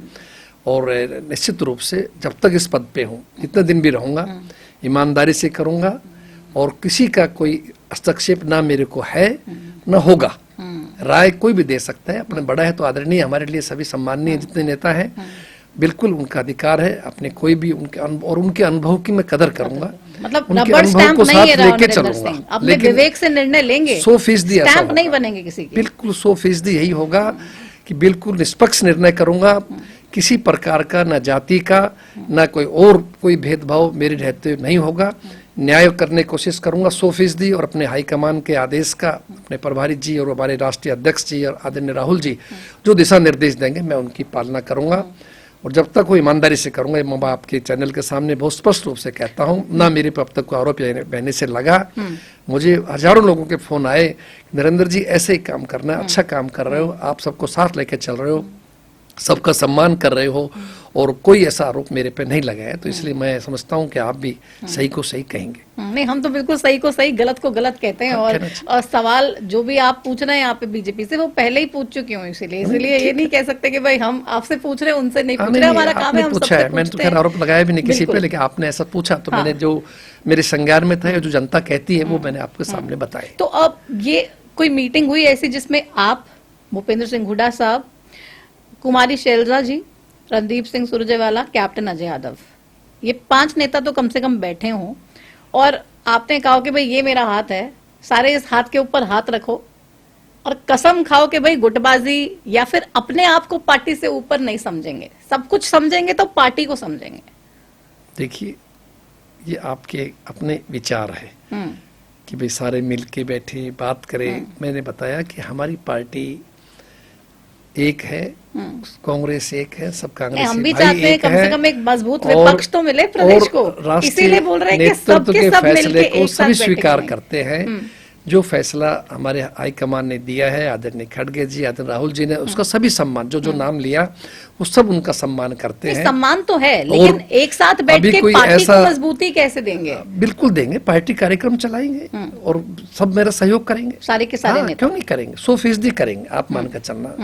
क्योंकि हमारे लिए, हमारी पार्टी और हमारी जो है हाईकमान हमारे लिए सब कुछ है, तो उसके फैसले से कोई बाहर नहीं जा सकता, आप मान के चलिए। इसलिए कोई, हमने केवल 4 ही क्यों बैठे, तो बहुत लोग हैं प्रदेश में, फिर कहेंगे सब क्या 4 आदमी पार्टी चला लेंगे? ऐसा नहीं है, हमारे लिए सभी सम्मान है। कहे जाते हैं ना, जिनको मनाना समझाना बड़ा जरूरी है, क्योंकि ये लोग बिफर जाते हैं तो फिर पार्टी नुकसान में आ जाती है। नहीं, मैं समझता हूँ मेरा जो चयन हुआ है सभी नेताओं की सहमति से हुआ है, सभी लोगों की मेरे नाम पे सहमति थी।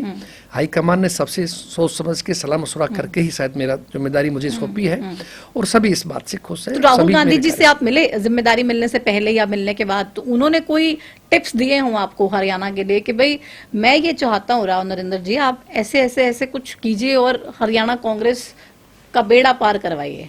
कोई टिप्स दिए राहुल गांधी जी ने? देखिए, मेरी राहुल जी से बनने से पहले भी मेरी 1-to-1 मीटिंग हुई, बाद में भी 1-to-1। अच्छा। और उसके बाद एयरपोर्ट पे आए, वो तो चलो अलग था मामला, जिस चंडीगढ़ आए थे, बिल्कुल उनसे बात हुई, विस्तार से बात हुई, पूरे हरियाणा के बारे में बात हुई, सभी नेताओं के बारे में भी बात हुई है, और उनकी बहुत क्लियर इंस्ट्रक्शन है कि अपने को सबको साथ लेके चलना है, अनुशासन में चलना है। जो मैं बात अनुशासन करता हूँ मेरी अपनी नहीं है, राहुल जी की। अच्छा, राहुल जी उनका ही आदेश है कि हमें अनुशासन से चलना है, सबको साथ लेके चलना है, और सभी की बात सुनिए, और उसके बाद में आप जो भी उचित लगता हो पार्टी के हित में वो काम आप कीजिए। तो राहुल जी की बड़ी क्लियर सोच है, मैं बहुत ही व्यक्तिगत रूप से प्रभावित हूँ। ये नहीं हो कि बनने की बात है कि मुझे बना दिया इसलिए मैं कोई ज्यादा, मैं उस व्यक्ति की सोच से प्रभावित हूँ कि वास्तविकता के अंदर एक बहुत ऊंची सोच है, और वो जिस दिन परमात्मा उनको मौका देगा देश बहुत आगे लेके जाएंगे। आप हाउस में भी सुनते हो, लोकसभा के अंदर जिस तरह से वो बातें रखते हैं और जिस तरह से वो निडरता के साथ, मैं समझता हूँ देश में ऐसा और कोई नेता नहीं होगा जो इतनी बहादुरी के साथ निडर सच को सच कहता हूँ। तो ये बात का मैं भी उनका कायल हूँ, और हरियाणा के मामले में बहुत ही वो गंभीर है, और बड़े मतलब इस बात को चाहते हैं कि हरियाणा के लोग जो चाहते हैं वो पूरा हो, जो नहीं हो पाया, जैसे आज उन्होंने कहा अपने हाइड्रोजन बम के माध्यम से, और वो बिल्कुल बहुत अच्छी तरह से उन्होंने इंस्ट्रक्शन दी है मेरे को कि आपको सबको साथ लेकर चले, काम करे, पार्टी की जो नीतियां हैं पार्टी के उसको नीचे तक ले जाए, विलेज लेवल तक, यहाँ तक कि हर बूथ लेवल तक हमें उसमें करना है। उसमें हमें खास तौर से हमारा जो दलित भाई है, पिछड़े भाई है, बैकवर्ड समाज है, उन सबको भी हमें इस पार्टी के साथ मजबूती से जोड़ना है। ये उनका विशेष एक उद्देश्य। छत्तीसगढ़ बरादरी हमारी कांग्रेस का लक्ष्य है, तिरंगा हमारा कांग्रेस का है, लेकिन उनका ये उद्देश्य है जो समाज में निचला तबका है, गरीब तबके के लोग हैं, चाहे वो SC के भाई है, चाहे वो बैकवर्ड के भाई है, उनको भी जरूर पूरा हिस्सा मिले, हर चीजें मिले। महिलाओं को सब जरूर साथ रखे, महिलाओं को भी उनको हिस्सा मिलना चाहिए, हर जाति को मिले, ये उनकी सोच है। और हम उसी मुताबिक आगे संगठन में भी यही हमारा प्रयास है कि हर धर्म में हर जाति को साथ लेकर चले। और निश्चित रूप से उनका पूरा आशीर्वाद मेरे साथ है, राहुल जी का, और वो समय समय पे मार्गदर्शन करते रहते हैं। आगे भी मैं समझता हूँ मीटिंग होगी, पूरा समय देते, जब जब भी हमने समय मांगे हैं उन्होंने तुरंत समय दिए। आप पूरे टिप्स राहुल गांधी से लेकर आए हैं। आप कह रहे हैं इतनी सीरियसनेस से, इतनी गंभीरता से, इतनी नहीं, रिसर्च से राहुल जी बात करते हैं। सत्यता की बात लेकिन बीजेपी की अगर बात की जाए तो बीजेपी वाले अक्सर राहुल गांधी जी को कहते हैं कि भाई इनको तो पता ही नहीं है कुछ भी, ये नॉन सीरियस पॉलिटिशियन है, ये पप्पू हैं, और इसी तरीके से बातें कह के पूरे के पूरे मुद्दे को, विषय को डाइवर्ट कर देते हैं। देखिए, बीजेपी जानती है कि राहुल जी क्या है, वो सबको समझते हैं, इसीलिए उन्होंने ऐसा ड्रामा किया कि राहुल जी को नॉन सीरियस बना दो, राहुल जी के बारे में ऐसा प्रचार कर दो। लेकिन देश की जनता सब जानती है, अब वो समय चला गया, अब जागरूक अब हुई, सब कुछ पता लग गया कौन व्यक्ति क्या है। इसीलिए आज विपक्ष के नेता के पद के ऊपर है, और आने वाले समय के अंदर आप देखना देश के सबसे बड़े पद पे शोभा होगा। लोग, देश के लोग बैठाएंगे, उनके काम को देखते हैं, क्योंकि लंबे समय तक झूठ नहीं चल सकती, लंबे समय तक आप लोगों को मूर्ख नहीं बना सकते, सच्चाई सामने आएगी। झूठ के पैर नहीं होते, झूठ के पैर भी नहीं होते, समय लग सकता है, परमात्मा के यहाँ देर हो सकती है, अंधेर नहीं है। ये मैं इस सिद्धांत का आदमी हूँ, और हम आस्तिक हैं, भगवान को मानते हैं, और मैं खुद भगवान शिव का भगत हूँ, इसलिए हमें विश्वास है अपने इष्ट देव के ऊपर कि निश्चित रूप से हरियाणा में और केंद्र के अंदर परिवर्तन होगा, और कांग्रेस के नेतृत्व में सरकार बनेगी।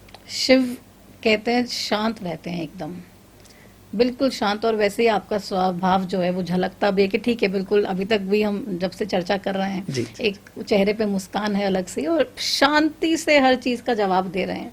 लेकिन कह रहे हैं जब इतनी अति हो जाती है, तीसरी आंख जब खुलती है महादेव की, तो बस हर तरफ तांडव देखने को मिलता है। तो ये गुस्सा क्या आपको भी कभी बीजेपी के प्रति आ सकता है? महादेव के भगत हैं हम तो, वो तीसरी आंख तो महादेव की खुलती है, लेकिन जो गलत होगा तो उसका फिर निश्चित रूप से विरोध भी किया जाएगा। भगत महादेव से सीखेंगे भी तो सही ना, कि गलत होगा तो भाई तो छोड़ा नहीं जो जाएगा। जहां महसूस करते हैं कि गलत हो रहा है तो उसका विरोध भी करना चाहिए, नहीं तो विरोध सहना भी पुण्य आप पे पाप है। भगवान कृष्ण ने यही कहा है कि गलत करना, अन्याय करना पाप है, लेकिन सहना भी पाप, उससे भी बड़ा पाप है। हाँ, तो इसलिए हम उस बात को, और ये आप जो राहुल जी कर रहे हैं वही कर रहे हैं, कि जो लोगों के सामने रख रहे हैं कि देखिए ये तुम्हारे साथ धोखा हुआ, ये लोकतंत्र का, संविधान का अपमान हुआ, तो लोगों में बात गई। और इसी तरह हमारी बहुत अच्छा पार्लियामेंट चुनाव रिजल्ट हरियाणा में सामने। लेकिन आप लोगों की तो आस्था पे भी सवाल खड़े कर देते हैं बीजेपी वाले, कहते हैं आस्था तो सिर्फ हमारी ही है, भगवान तो सिर्फ हमारे ही हैं। ये श्री राम को मानते नहीं है कांग्रेस वाले, ये भगवान को मानते नहीं है, और हम इतनी पूजा अर्चना करते हैं, हमें देखा देखी ये सोचते हैं कि चलो हम भी थोड़ी कर लें, शायद वोटर हमारे पास आ जाए इसे देख के। देखिए, कांग्रेस पार्टी दिखावा नहीं करती, और ऐसा नहीं है। आस्तिक होना अपने आप का एक व्यक्तिगत निर्णय होता है हर आदमी का। मैं खुद आस्तिक हूँ, पूजा पाठ विश्वास करता हूँ, तो ये अपनी अपनी आस्था, ऐसा नहीं है केवल बीजेपी ही कर सकती है। लेकिन कांग्रेस पार्टी कभी धर्म के नाम के ऊपर या भगवान के नाम के ऊपर कभी हम लोगों ने वोट नहीं मांगे, हमने तो सबको साथ लेके चलने की बात कही। कांग्रेस तो वो पार्टी आप जानते हैं कि सबको साथ लेके चलने वाले, सभी धर्मों को, सभी जातियों को। ये हमारा व्यक्तिगत निर्णय है कि भी हम अपनी आस्था किस परमात्मा में रखते हैं, तो इसलिए बाकी तो सब शक्ति तो एक ही है। तो आप भी शिव जी को जल चढ़ाते हैं, शिव चालीसा पढ़ते हैं, लेकिन दिखाते नहीं है। नहीं, भगवान शिव का हम निश्चित रूप से ध्यान करते हैं, उनका इष्ट मानते हैं, उनका अपने गुरु से नाम लिया हुआ है, और इसमें मानना भी चाहिए। मैं तो कहता हूँ सबसे शक्तिशाली है, सबसे श्रेष्ठ है, उनकी कृपा है। जो अगर आज मुझे कोई जिम्मेदारी मिली है तो इसमें भगवान का ही है। इस पद के लिए भी आप मानते हैं कि भोलेनाथ की कृपा रही, आशीर्वाद उनका है। हालांकि मैंने मांगा नहीं उनसे कि मुझे दीजिए, लेकिन उनकी कृपा है। तो सबके जानी जान है, वो देखते हैं कि भाई किस भक्त पर कृपा करनी है, कब कर दें कुछ मालूम नहीं, ड्यूटी सब लिखी हुई है। लेकिन हरियाणा प्रदेश में आप सबसे बड़ी समस्या इस वक्त क्या देखते हैं राव नरेंद्र जी, कि आपके नेताओं को, आपके कार्यकर्ताओं को जब ग्राउंड पे जाएं तो उस समस्या का जिक्र बार बार करना चाहिए और लोगों को बताना चाहिए कि भाई ये इतनी बड़ी समस्या, आप देखिए इस तरफ ध्यान ही कोई दे नहीं रहा है। देखिए, जो मैं अभी बताया आपको कि सबसे पहले लैंड ऑर्डर की हमें बात करनी चाहिए, कि अगर हमारे प्रदेश के अंदर, जो हरियाणा अपने आप में बड़ा सुरक्षित प्रदेश माना जाता था, और मुझे याद है कि जब मेरे पिताश्री मंत्री थे तो अक्सर अपने स्पीच में एक बात कहते थे 1991-96 में कि अगर हमारी बहन बेटी को जरूरी कार्य से रात को 12 बजे भी निकलना पड़ जाए तो सुरक्षित रहे, गहने पहन के जाए तो गहने भी सुरक्षित रहने चाहिए। तो मतलब कहने का कि कांग्रेस हमेशा इस बात विश्वास करती है कि लॉ एंड ऑर्डर ठीक रहे, जो अपराधी है उनका स्थान ओपन घूमना नहीं है, उनका स्थान जेलों के अंदर होना चाहिए। और आज ये ही जो नायब सैनी कह रहे हैं कि हमारी सरकार में महिलाएं खुले आम घूम सकती हैं, कांग्रेस की सरकार में तो डर में थी, बाहर नहीं निकल सकती थी। अब रात की बात कर रहे हैं, वो कह रहे हैं शाम को भी बाहर नहीं निकल सकती थी महिला। आप खुद अखबार पढ़ रहे हैं, न्यूज़ चला रहे हैं, सुन रहे हैं किस तरह अपराधी सरेआम फिरौती मांग रहे हैं, ऑर्गेनाइज तरीके से गैंग बने हुए हैं, कहीं विदेश से मांगे जा रहे हैं, कहीं जेलों से मांगे जा रहे हैं, किस तरह कोर्ट कचहरियों के अंदर गोलियों से हत्या आपके सामने अभी हुई है। कोई मैं झूठा आरोप लगा नहीं रहा, आपके सामने प्रदेश जो आते हैं सिचुएशन वास्तव में खराब है। तो एक तो हमें ये चाहिए कि भाई हम कि सरकार से भी हमने मांग की कि इस पर विशेष ध्यान दें, और हमने अभी महामहिम राज्यपाल जी से भी हमने समय मांगा है, समस्त विधायकों को और समस्त हम विधायक दल के नेता और हम सब जा कर के गवर्नर महोदय से भी हम ये बात रिक्वेस्ट करेंगे, उनको लिख के देंगे। एक तो ये बात है जो जनता के बीच हमें कहना चाहिए। दूसरा, किसान के मैंने बताया कि इस देश में किसान ही हमारी रीढ़ की हड्डी है, और किसान अगर परेशान होगा, किसान अपनी फसल का उचित भाव नहीं मिलेगा, तो उस एमएसपी को डिक्लेयर करने का क्या फायदा है। तो अभी हमने देखा, चाहे बाजरा है, चाहे कपास है, चाहे धान है, बड़ा बुरा हाल है, किसान रो रहा है, खाद नहीं मिल रहा, बीज नहीं मिल पा रहा। आप देखिए, तो ये किसान की भी हमारी रखना चाहिए। साथ में एक बहुत महत्वपूर्ण चीज़ मैं मानता हूँ जिसपे बीजेपी ने एक बहुत बड़ा फैसला लिया, अग्निवीर जो योजना थी। आप ये बताएं कि फौज के अंदर, सेना के अंदर कौन भर्ती होता था? गरीब का बेटा, किसान का बेटा, और वो भी अब बंद हो गया। वो उत्साह, पहले हम जब जाते थे, सुबह सुबह निकलते थे तो लोग सड़कों पे नौजवान भागते थे, दौड़ते थे कि सेना में भर्ती होने के लिए चाहते थे, भाई मैं प्रयास करूंगा, सेना में भर्ती होऊंगा। अब वो चीज़ नहीं नजर आ रही, क्योंकि वो अग्निवीर योजना से उस चीज़ का एकदम लोगों में चार्म खत्म हो गया कि 4 साल के लिए क्या फौजी बनेंगे, वापस आ जाएंगे, ना कोई फायदा मिलेगा ना। और तो ये भी लोगों में इस बात का करंट था।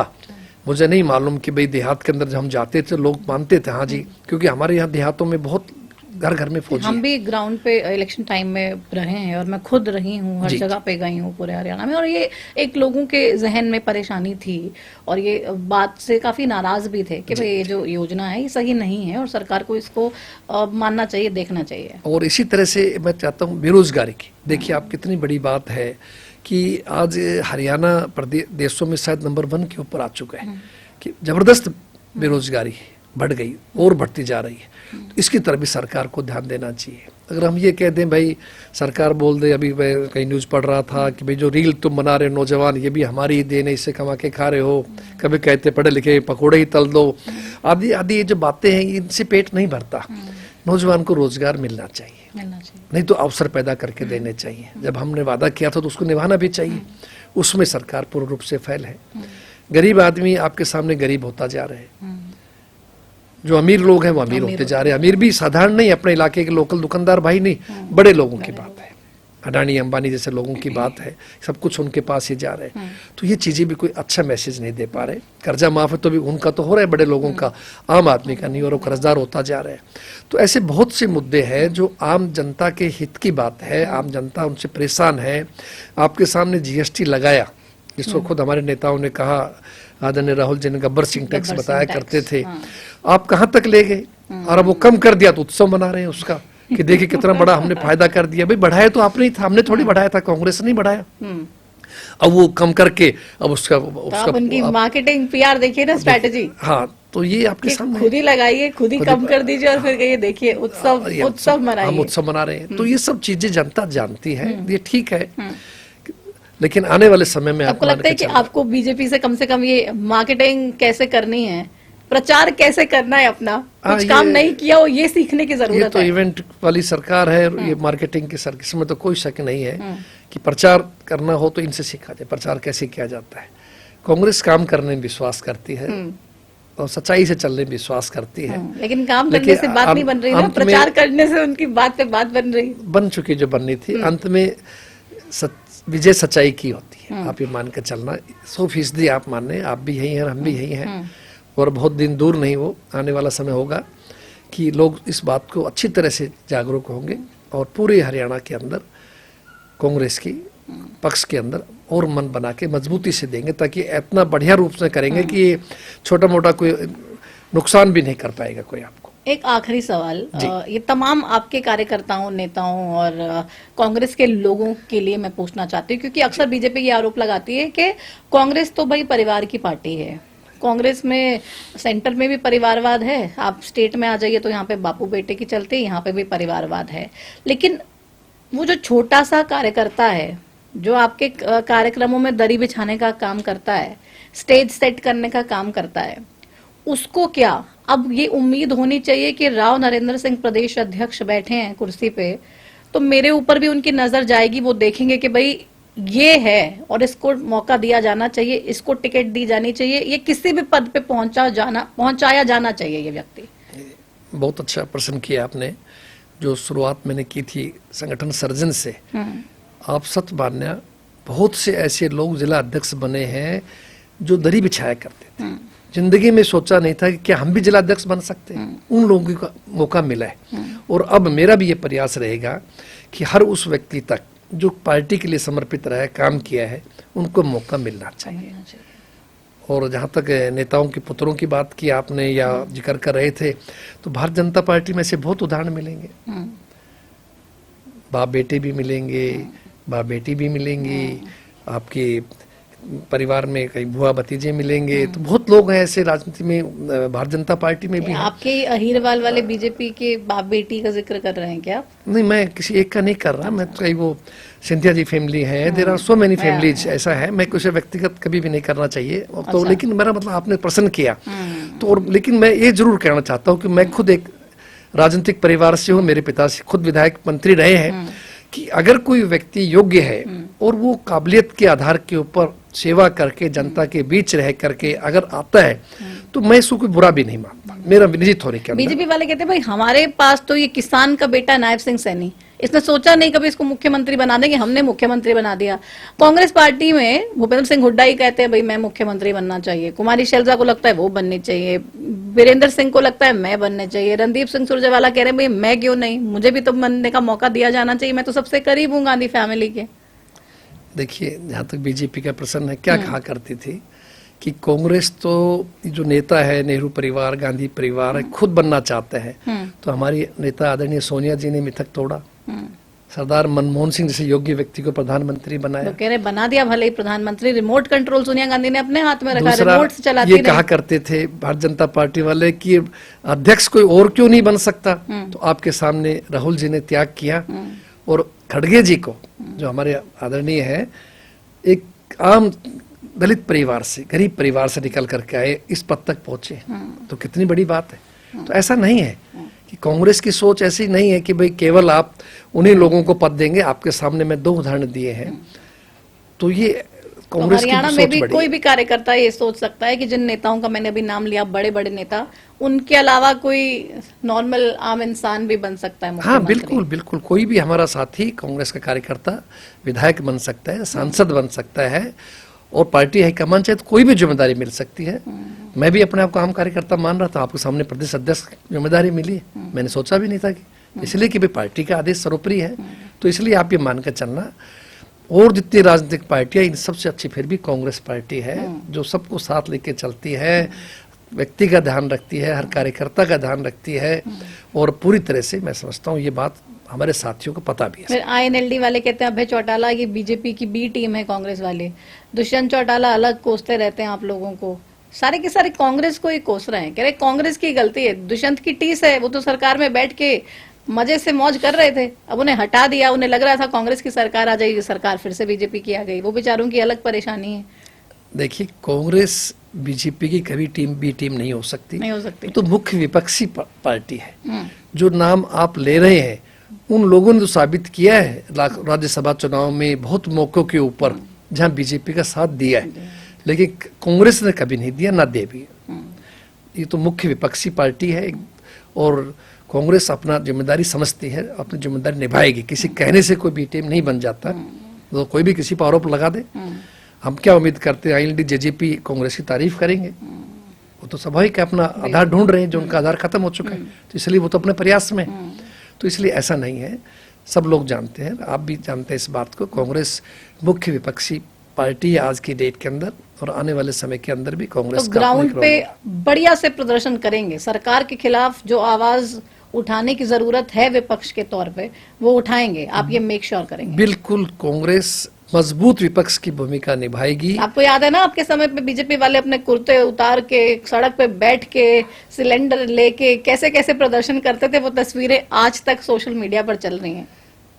वो तो आप जानते हैं, फिर सिलेंडरों को भी क्या भाव हुआ आपके सामने, वो जो प्रदर्शन करते थे उनका हाल आपने देखा है। उनको मौका तो मिल लेकिन गया ना, कम मैं से कम एक लोगों ने बात- देखा कि क्या बढ़िया आवाज उठा रहे हैं। मैं कांग्रेस ड्रामेबाजी दिखाओ में विश्वास नहीं करती, लेकिन ये जरूर है कि संसद से सड़क, सड़क से संसद तक और सड़क से विधानसभा तक हम जनता की आवाज को जोर शोर तरीके से उठाएंगे। धरना है, प्रदर्शन है, और यहाँ तक कि अगर कोई अन्याय होगा, अत्याचार होगा और जेल भी जाना पड़ा, कांग्रेस कार्यकर्ता पीछे नहीं हटेगा। अभी विंटर सेशन भी है विधानसभा का, बिल्कुल, उसके तो मतलब उसमें एक अलग कांग्रेस देखने को मिलेगी क्या? आज से पहले भी जितने सेशन आए हैं आपने देखा कांग्रेस ने मजबूत विपक्ष की भूमिका निभाई है, और अब तो विधायक दल का भी फैसला अलग से हो चुका नेता है, मिल गए हैं। और जोरदार तरीके से हम मजबूत विपक्ष की भूमिका निभाएंगे, और सरकार को एहसास होगा इस बात का कि हाँ, कांग्रेस अपनी जिम्मेदारी बहुत ढंग से निभा रही है। पोस्टर को लेके भी हालांकि एक सवाल मेरे जहन में था, वो रह गया, वो भी पूछ लेते हो जल्दी कोई से, बात क्योंकि नहीं। पोस्टर को लेके भी आपने अब गाइडलाइंस जारी की हैं। पहले कुछ फिक्स नेताओं के नाम दिए गए थे कि इनके फोटो लगाने अनिवार्य हैं किसी भी प्रोग्राम में, किसी भी पोस्टर में, लेकिन अब आपने उनमें सांसद, एमएलए, इन तमाम लोगों की फोटो जोड़ने के लिए भी कह दिया है। तो किसकी लगानी है, किसकी नहीं फोटो, ये तमाम चीजें भी आप एक बार मैं चाहूंगी कि क्लियर कर दीजिए। देखिए, मैं खुद कांग्रेस का कार्यकर्ता रहा हूँ, विधायक रहा हूँ, तो मैं अक्सर ये महसूस करता था जब कोई कार्यक्रम आता था तो हम किसकी फोटो लगाए, किसकी नहीं लगाए, तो उससे कहीं वो कि दिक्कत ना आ जाए, नाराजगी ना हो जाए, अननेसेसरी हम पे ब्लेम ना हो जाए। तो इसका मैंने खुद अपने मेरे जहन के अंदर एक बात थी, क्यों ना हम इसका एक सोल्यूशन निकाल दें, कि हम निश्चित कर दिया कांग्रेस के राष्ट्रीय अध्यक्ष की फोटो हो, आदरणीय सोनिया जी हमारी है उनकी फोटो हो, राहुल जी की फोटो हो, हमारे जो जनरल सेक्रेटरी ऑर्गेनाइजेशन है वेणुगोपाल जी उनकी फोटो हो, हरियाणा के प्रभारी आपके बीके हरि प्रसाद जी की फोटो हो, प्रियंका गांधी जी एक बहुत बड़ा हमारा चेहरा है जिन पर लोग इंदिरा जी की छवि देखते हैं, तो उनका भी एक फोटो हो, और हरियाणा के पीसीसी की फोटो, प्रदेश कांग्रेस की सीएलपी लीडर की फोटो हो, और इसी तरह से आपके जो है जितने विधायक और सांसद उस क्षेत्र के अंदर हैं उनका सम्मान भी रहना चाहिए। वो क्लरिकल मिस्टेक से कहीं रह गया होगा तो हमने दोबारा का चेक करना चाहिए आपको। जिला अध्यक्षों का भी स्थान हो, सम्मान हो। दीपेंद्र हुड्डा और मैं बता बीच में एक बार अच्छा याद दिलाया आपने, 3 सीडब्ल्यूसी के मेंबर हमारे हरियाणा से हैं, जिनमें बहन शैलजा जी हैं, भाई रणदीप जी हैं, भाई दीपेंद्र जी हैं, सीडब्ल्यूसी के मेंबर हैं, इसलिए हमने कहा इन तीनों का भी लगाए। जहाँ सेंटर के नेताओं की फोटो लगेगी वहाँ आप इनकी फोटो भी लगाना चाहिए, क्योंकि हर नेता का सम्मान करना चाहिए, हम सबका फर्ज बनता है, हमारे लिए सभी आदरणीय है। तो उनका फोटो कहा, फिर प्रदेश वालों का भी कहा, इसी तरह से विधायक सांसद भी जिस इलाके के अंदर इलेक्टेड है, चुने हुए लोग हैं, उनका भी सम्मान है, और जिला अध्यक्ष, क्या दिक्कत की बात है। फिर आदमी जो कार्यकर्ता खुद भी कोई अपने ढंग से बनाए तो अपने खुद की भी लगाई नीचे, हमें कोई दिक्कत नहीं।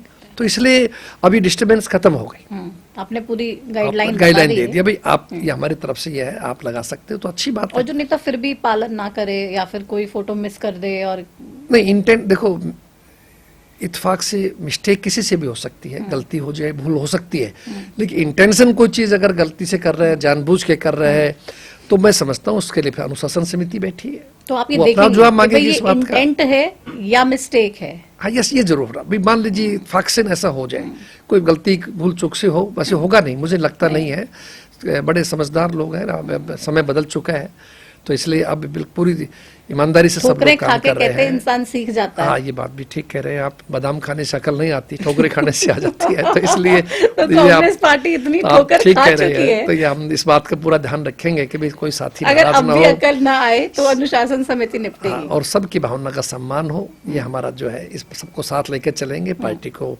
मजबूत बनाएंगे, संगठन को मजबूत बनाएंगे, अनुशासन से चलेंगे, और जो हमारा राष्ट्रीय नेतृत्व है उनके जो भी कार्यक्रम आएंगे जोर शोर तरीके से हम। तो अनुशासन समिति भी डायरेक्टली आपको रिपोर्ट करेगी, और जी, अनुशासन समिति हमने बना दी है, धर्मपाल जी मलिक साहब एक सबसे वरिष्ठ नेता है, उनके लीडरशिप में हमने बनाई है, और अलग अलग हमने कैटेगरी से और साथी भी सीनियर लोगों को लिया है, विधायक भी हैं, पूर्व विधायक भी हैं, पूर्व सांसद भी हैं, संगठन का भी अनुभव है, एक वो साथी भी है, तो सभी लोगों को बनाया गया है।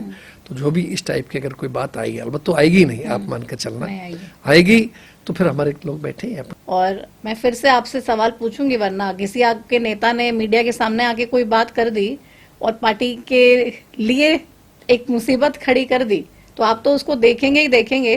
लेकिन मैं भी आपसे सवाल पूछूंगी, राव नरेंद्र जी, आपने कहा था कि अब नहीं होगा, देख लीजिए, आपके वालों को समझ नहीं आ रहा है। आपको और सभी साथियों को सवाल पूछने का अधिकार है, आप पूछ सकते हैं, और मेरा ये प्रयास रहेगा जो मैं कह रहा हूँ सब बातें पूरी हो। और जो नेता फिर भी नहीं सुने तो क्या कोई कड़े एक्शन भी उनके खिलाफ पार्टी लेने का प्लान करेगी? लेना चाहिए। अगर कोई आदमी पार्टी की गाइडलाइंस के मुताबिक काम नहीं करता है तो अनुशासन समिति इसीलिए बनाई गई, वो अपना कार्य करेगी कि निष्कासित करना है, हमारा काम पार्टी को रिपोर्ट करना है, पार्टी से गाइडेंस लेने लेकिन करेंगे। मुझे उम्मीद है कांग्रेस के साथी, इसमें कोई शक नहीं है, बड़े जिम्मेदार लोग हैं, जिम्मेदारी से कार्य करेंगे और मेरा सहयोग करेंगे। देखते हैं कितना सहयोग होता है, हम तो उम्मीद कर सकते हैं कि पूरा सहयोग हो। इतने भले तरीके से राव नरेंद्र जी कह रहे हैं और विश्वास है उनको पूर्ण के कांग्रेस के तमाम लोग उनका साथ देंगे। तो जितने भी कांग्रेस वाले भी ये इंटरव्यू देख रहे हैं, ये बातचीत सुनी, थोड़ा सा सहयोग कीजिए। बहुत ही मुश्किल से आप लोगों का संगठन बन पाया है। 11 साल से आप देख रहे थे कितनी ज्यादा परेशानी थी, हर कोई सवाल पूछता था, संगठन नहीं है, गुट हैं, गुट हैं, गुट हैं। राव नरेंद्र जी की कोशिश है कि गुट खत्म हो जाएं, किसी तरीके की गुट रहे ही नहीं और तमाम नेता मिलकर कांग्रेस पार्टी के लिए काम करें। तो जितने भी बड़े बड़े नेता हैं उसमें वो भी, और जितने छोटे नेता हैं या जिनको ज्यादा बड़ी जिम्मेदारी अभी तक मिली नहीं है, तमाम लोग एक साथ मिलकर काम करें। और अगर फिर भी नहीं मानेंगे तो फिर कड़े एक्शन लेने पड़ेंगे। नर्म स्वभाव के भले ही लग रहे राव नरेंद्र जी, लेकिन अगर आप बार बार बात मानेंगे नहीं, सुनेंगे नहीं, तो फिर कड़ा एक्शन भी लेना पड़ेगा। ऐसा मत सोचिएगा कि राव नरेंद्र जी हंस रहे हैं, शांति से बैठे हैं तो कोई कड़ा एक्शन नहीं लेंगे। अगर पार्टी के निर्णय मानेगी नहीं कांग्रेस पार्टी के कोई भी नेता, तो फिर राव नरेंद्र जी वार्निंग दे देंगे एक आधी बारी, लेकिन फिर भी नहीं माने तो फिर कड़े एक्शन भी लेंगे। फिर मत कहिएगा कि हरियाणा न्यूज पे बताया नहीं, जब इतनी बड़ी बातचीत हो गई राव नरेंद्र जी से, फिर भी अगर आपको समझ में नहीं आएगा तो भाई वो आपका विवेक है। बहरहाल तमाम सवालों के जवाब राव नरेंद्र सिंह जी ने पूरी बेबाकी से दिए, पूरी सरलता से दिए और ये बता दिया कि जितनी भी गलत नीतियां भारतीय जनता पार्टी की रही, जितने भी वादे आम लोगों से बीजेपी ने किए सत्ता में आने के लिए, उन वादों को कैसे अगर पूरा नहीं किया जा रहा है, प्रदेश में जो भी सिचुएशन ऐसी है जिसको लेकर सवाल पूछे जाने चाहिए भारतीय जनता पार्टी की सरकार से, तमाम चीजों को लेकर सवाल होंगे। आगे आने वाले विधानसभा के विंटर सेशन में एक अलग कांग्रेस भी देखने को मिलेगी। सड़क से लेके विधानसभा में बेबाकी से सवाल होंगे, क्योंकि अब प्रदेश अध्यक्ष भी हैं, लीडर ऑफ ऑपोजिशन भी हैं और अब किसी भी तरीके से रास्ता नहीं देंगे हरियाणा की बीजेपी की सरकार को। बहरहाल देखते हैं कि क्या होगा और वो तमाम चीजें भी आप तक पहुंचाएंगे। फिलहाल इस खास शो में मेरे साथ इतना ही। आप देखते रहिए हरियाणा न्यूज। मुझे दीजिए इजाजत, नमस्कार।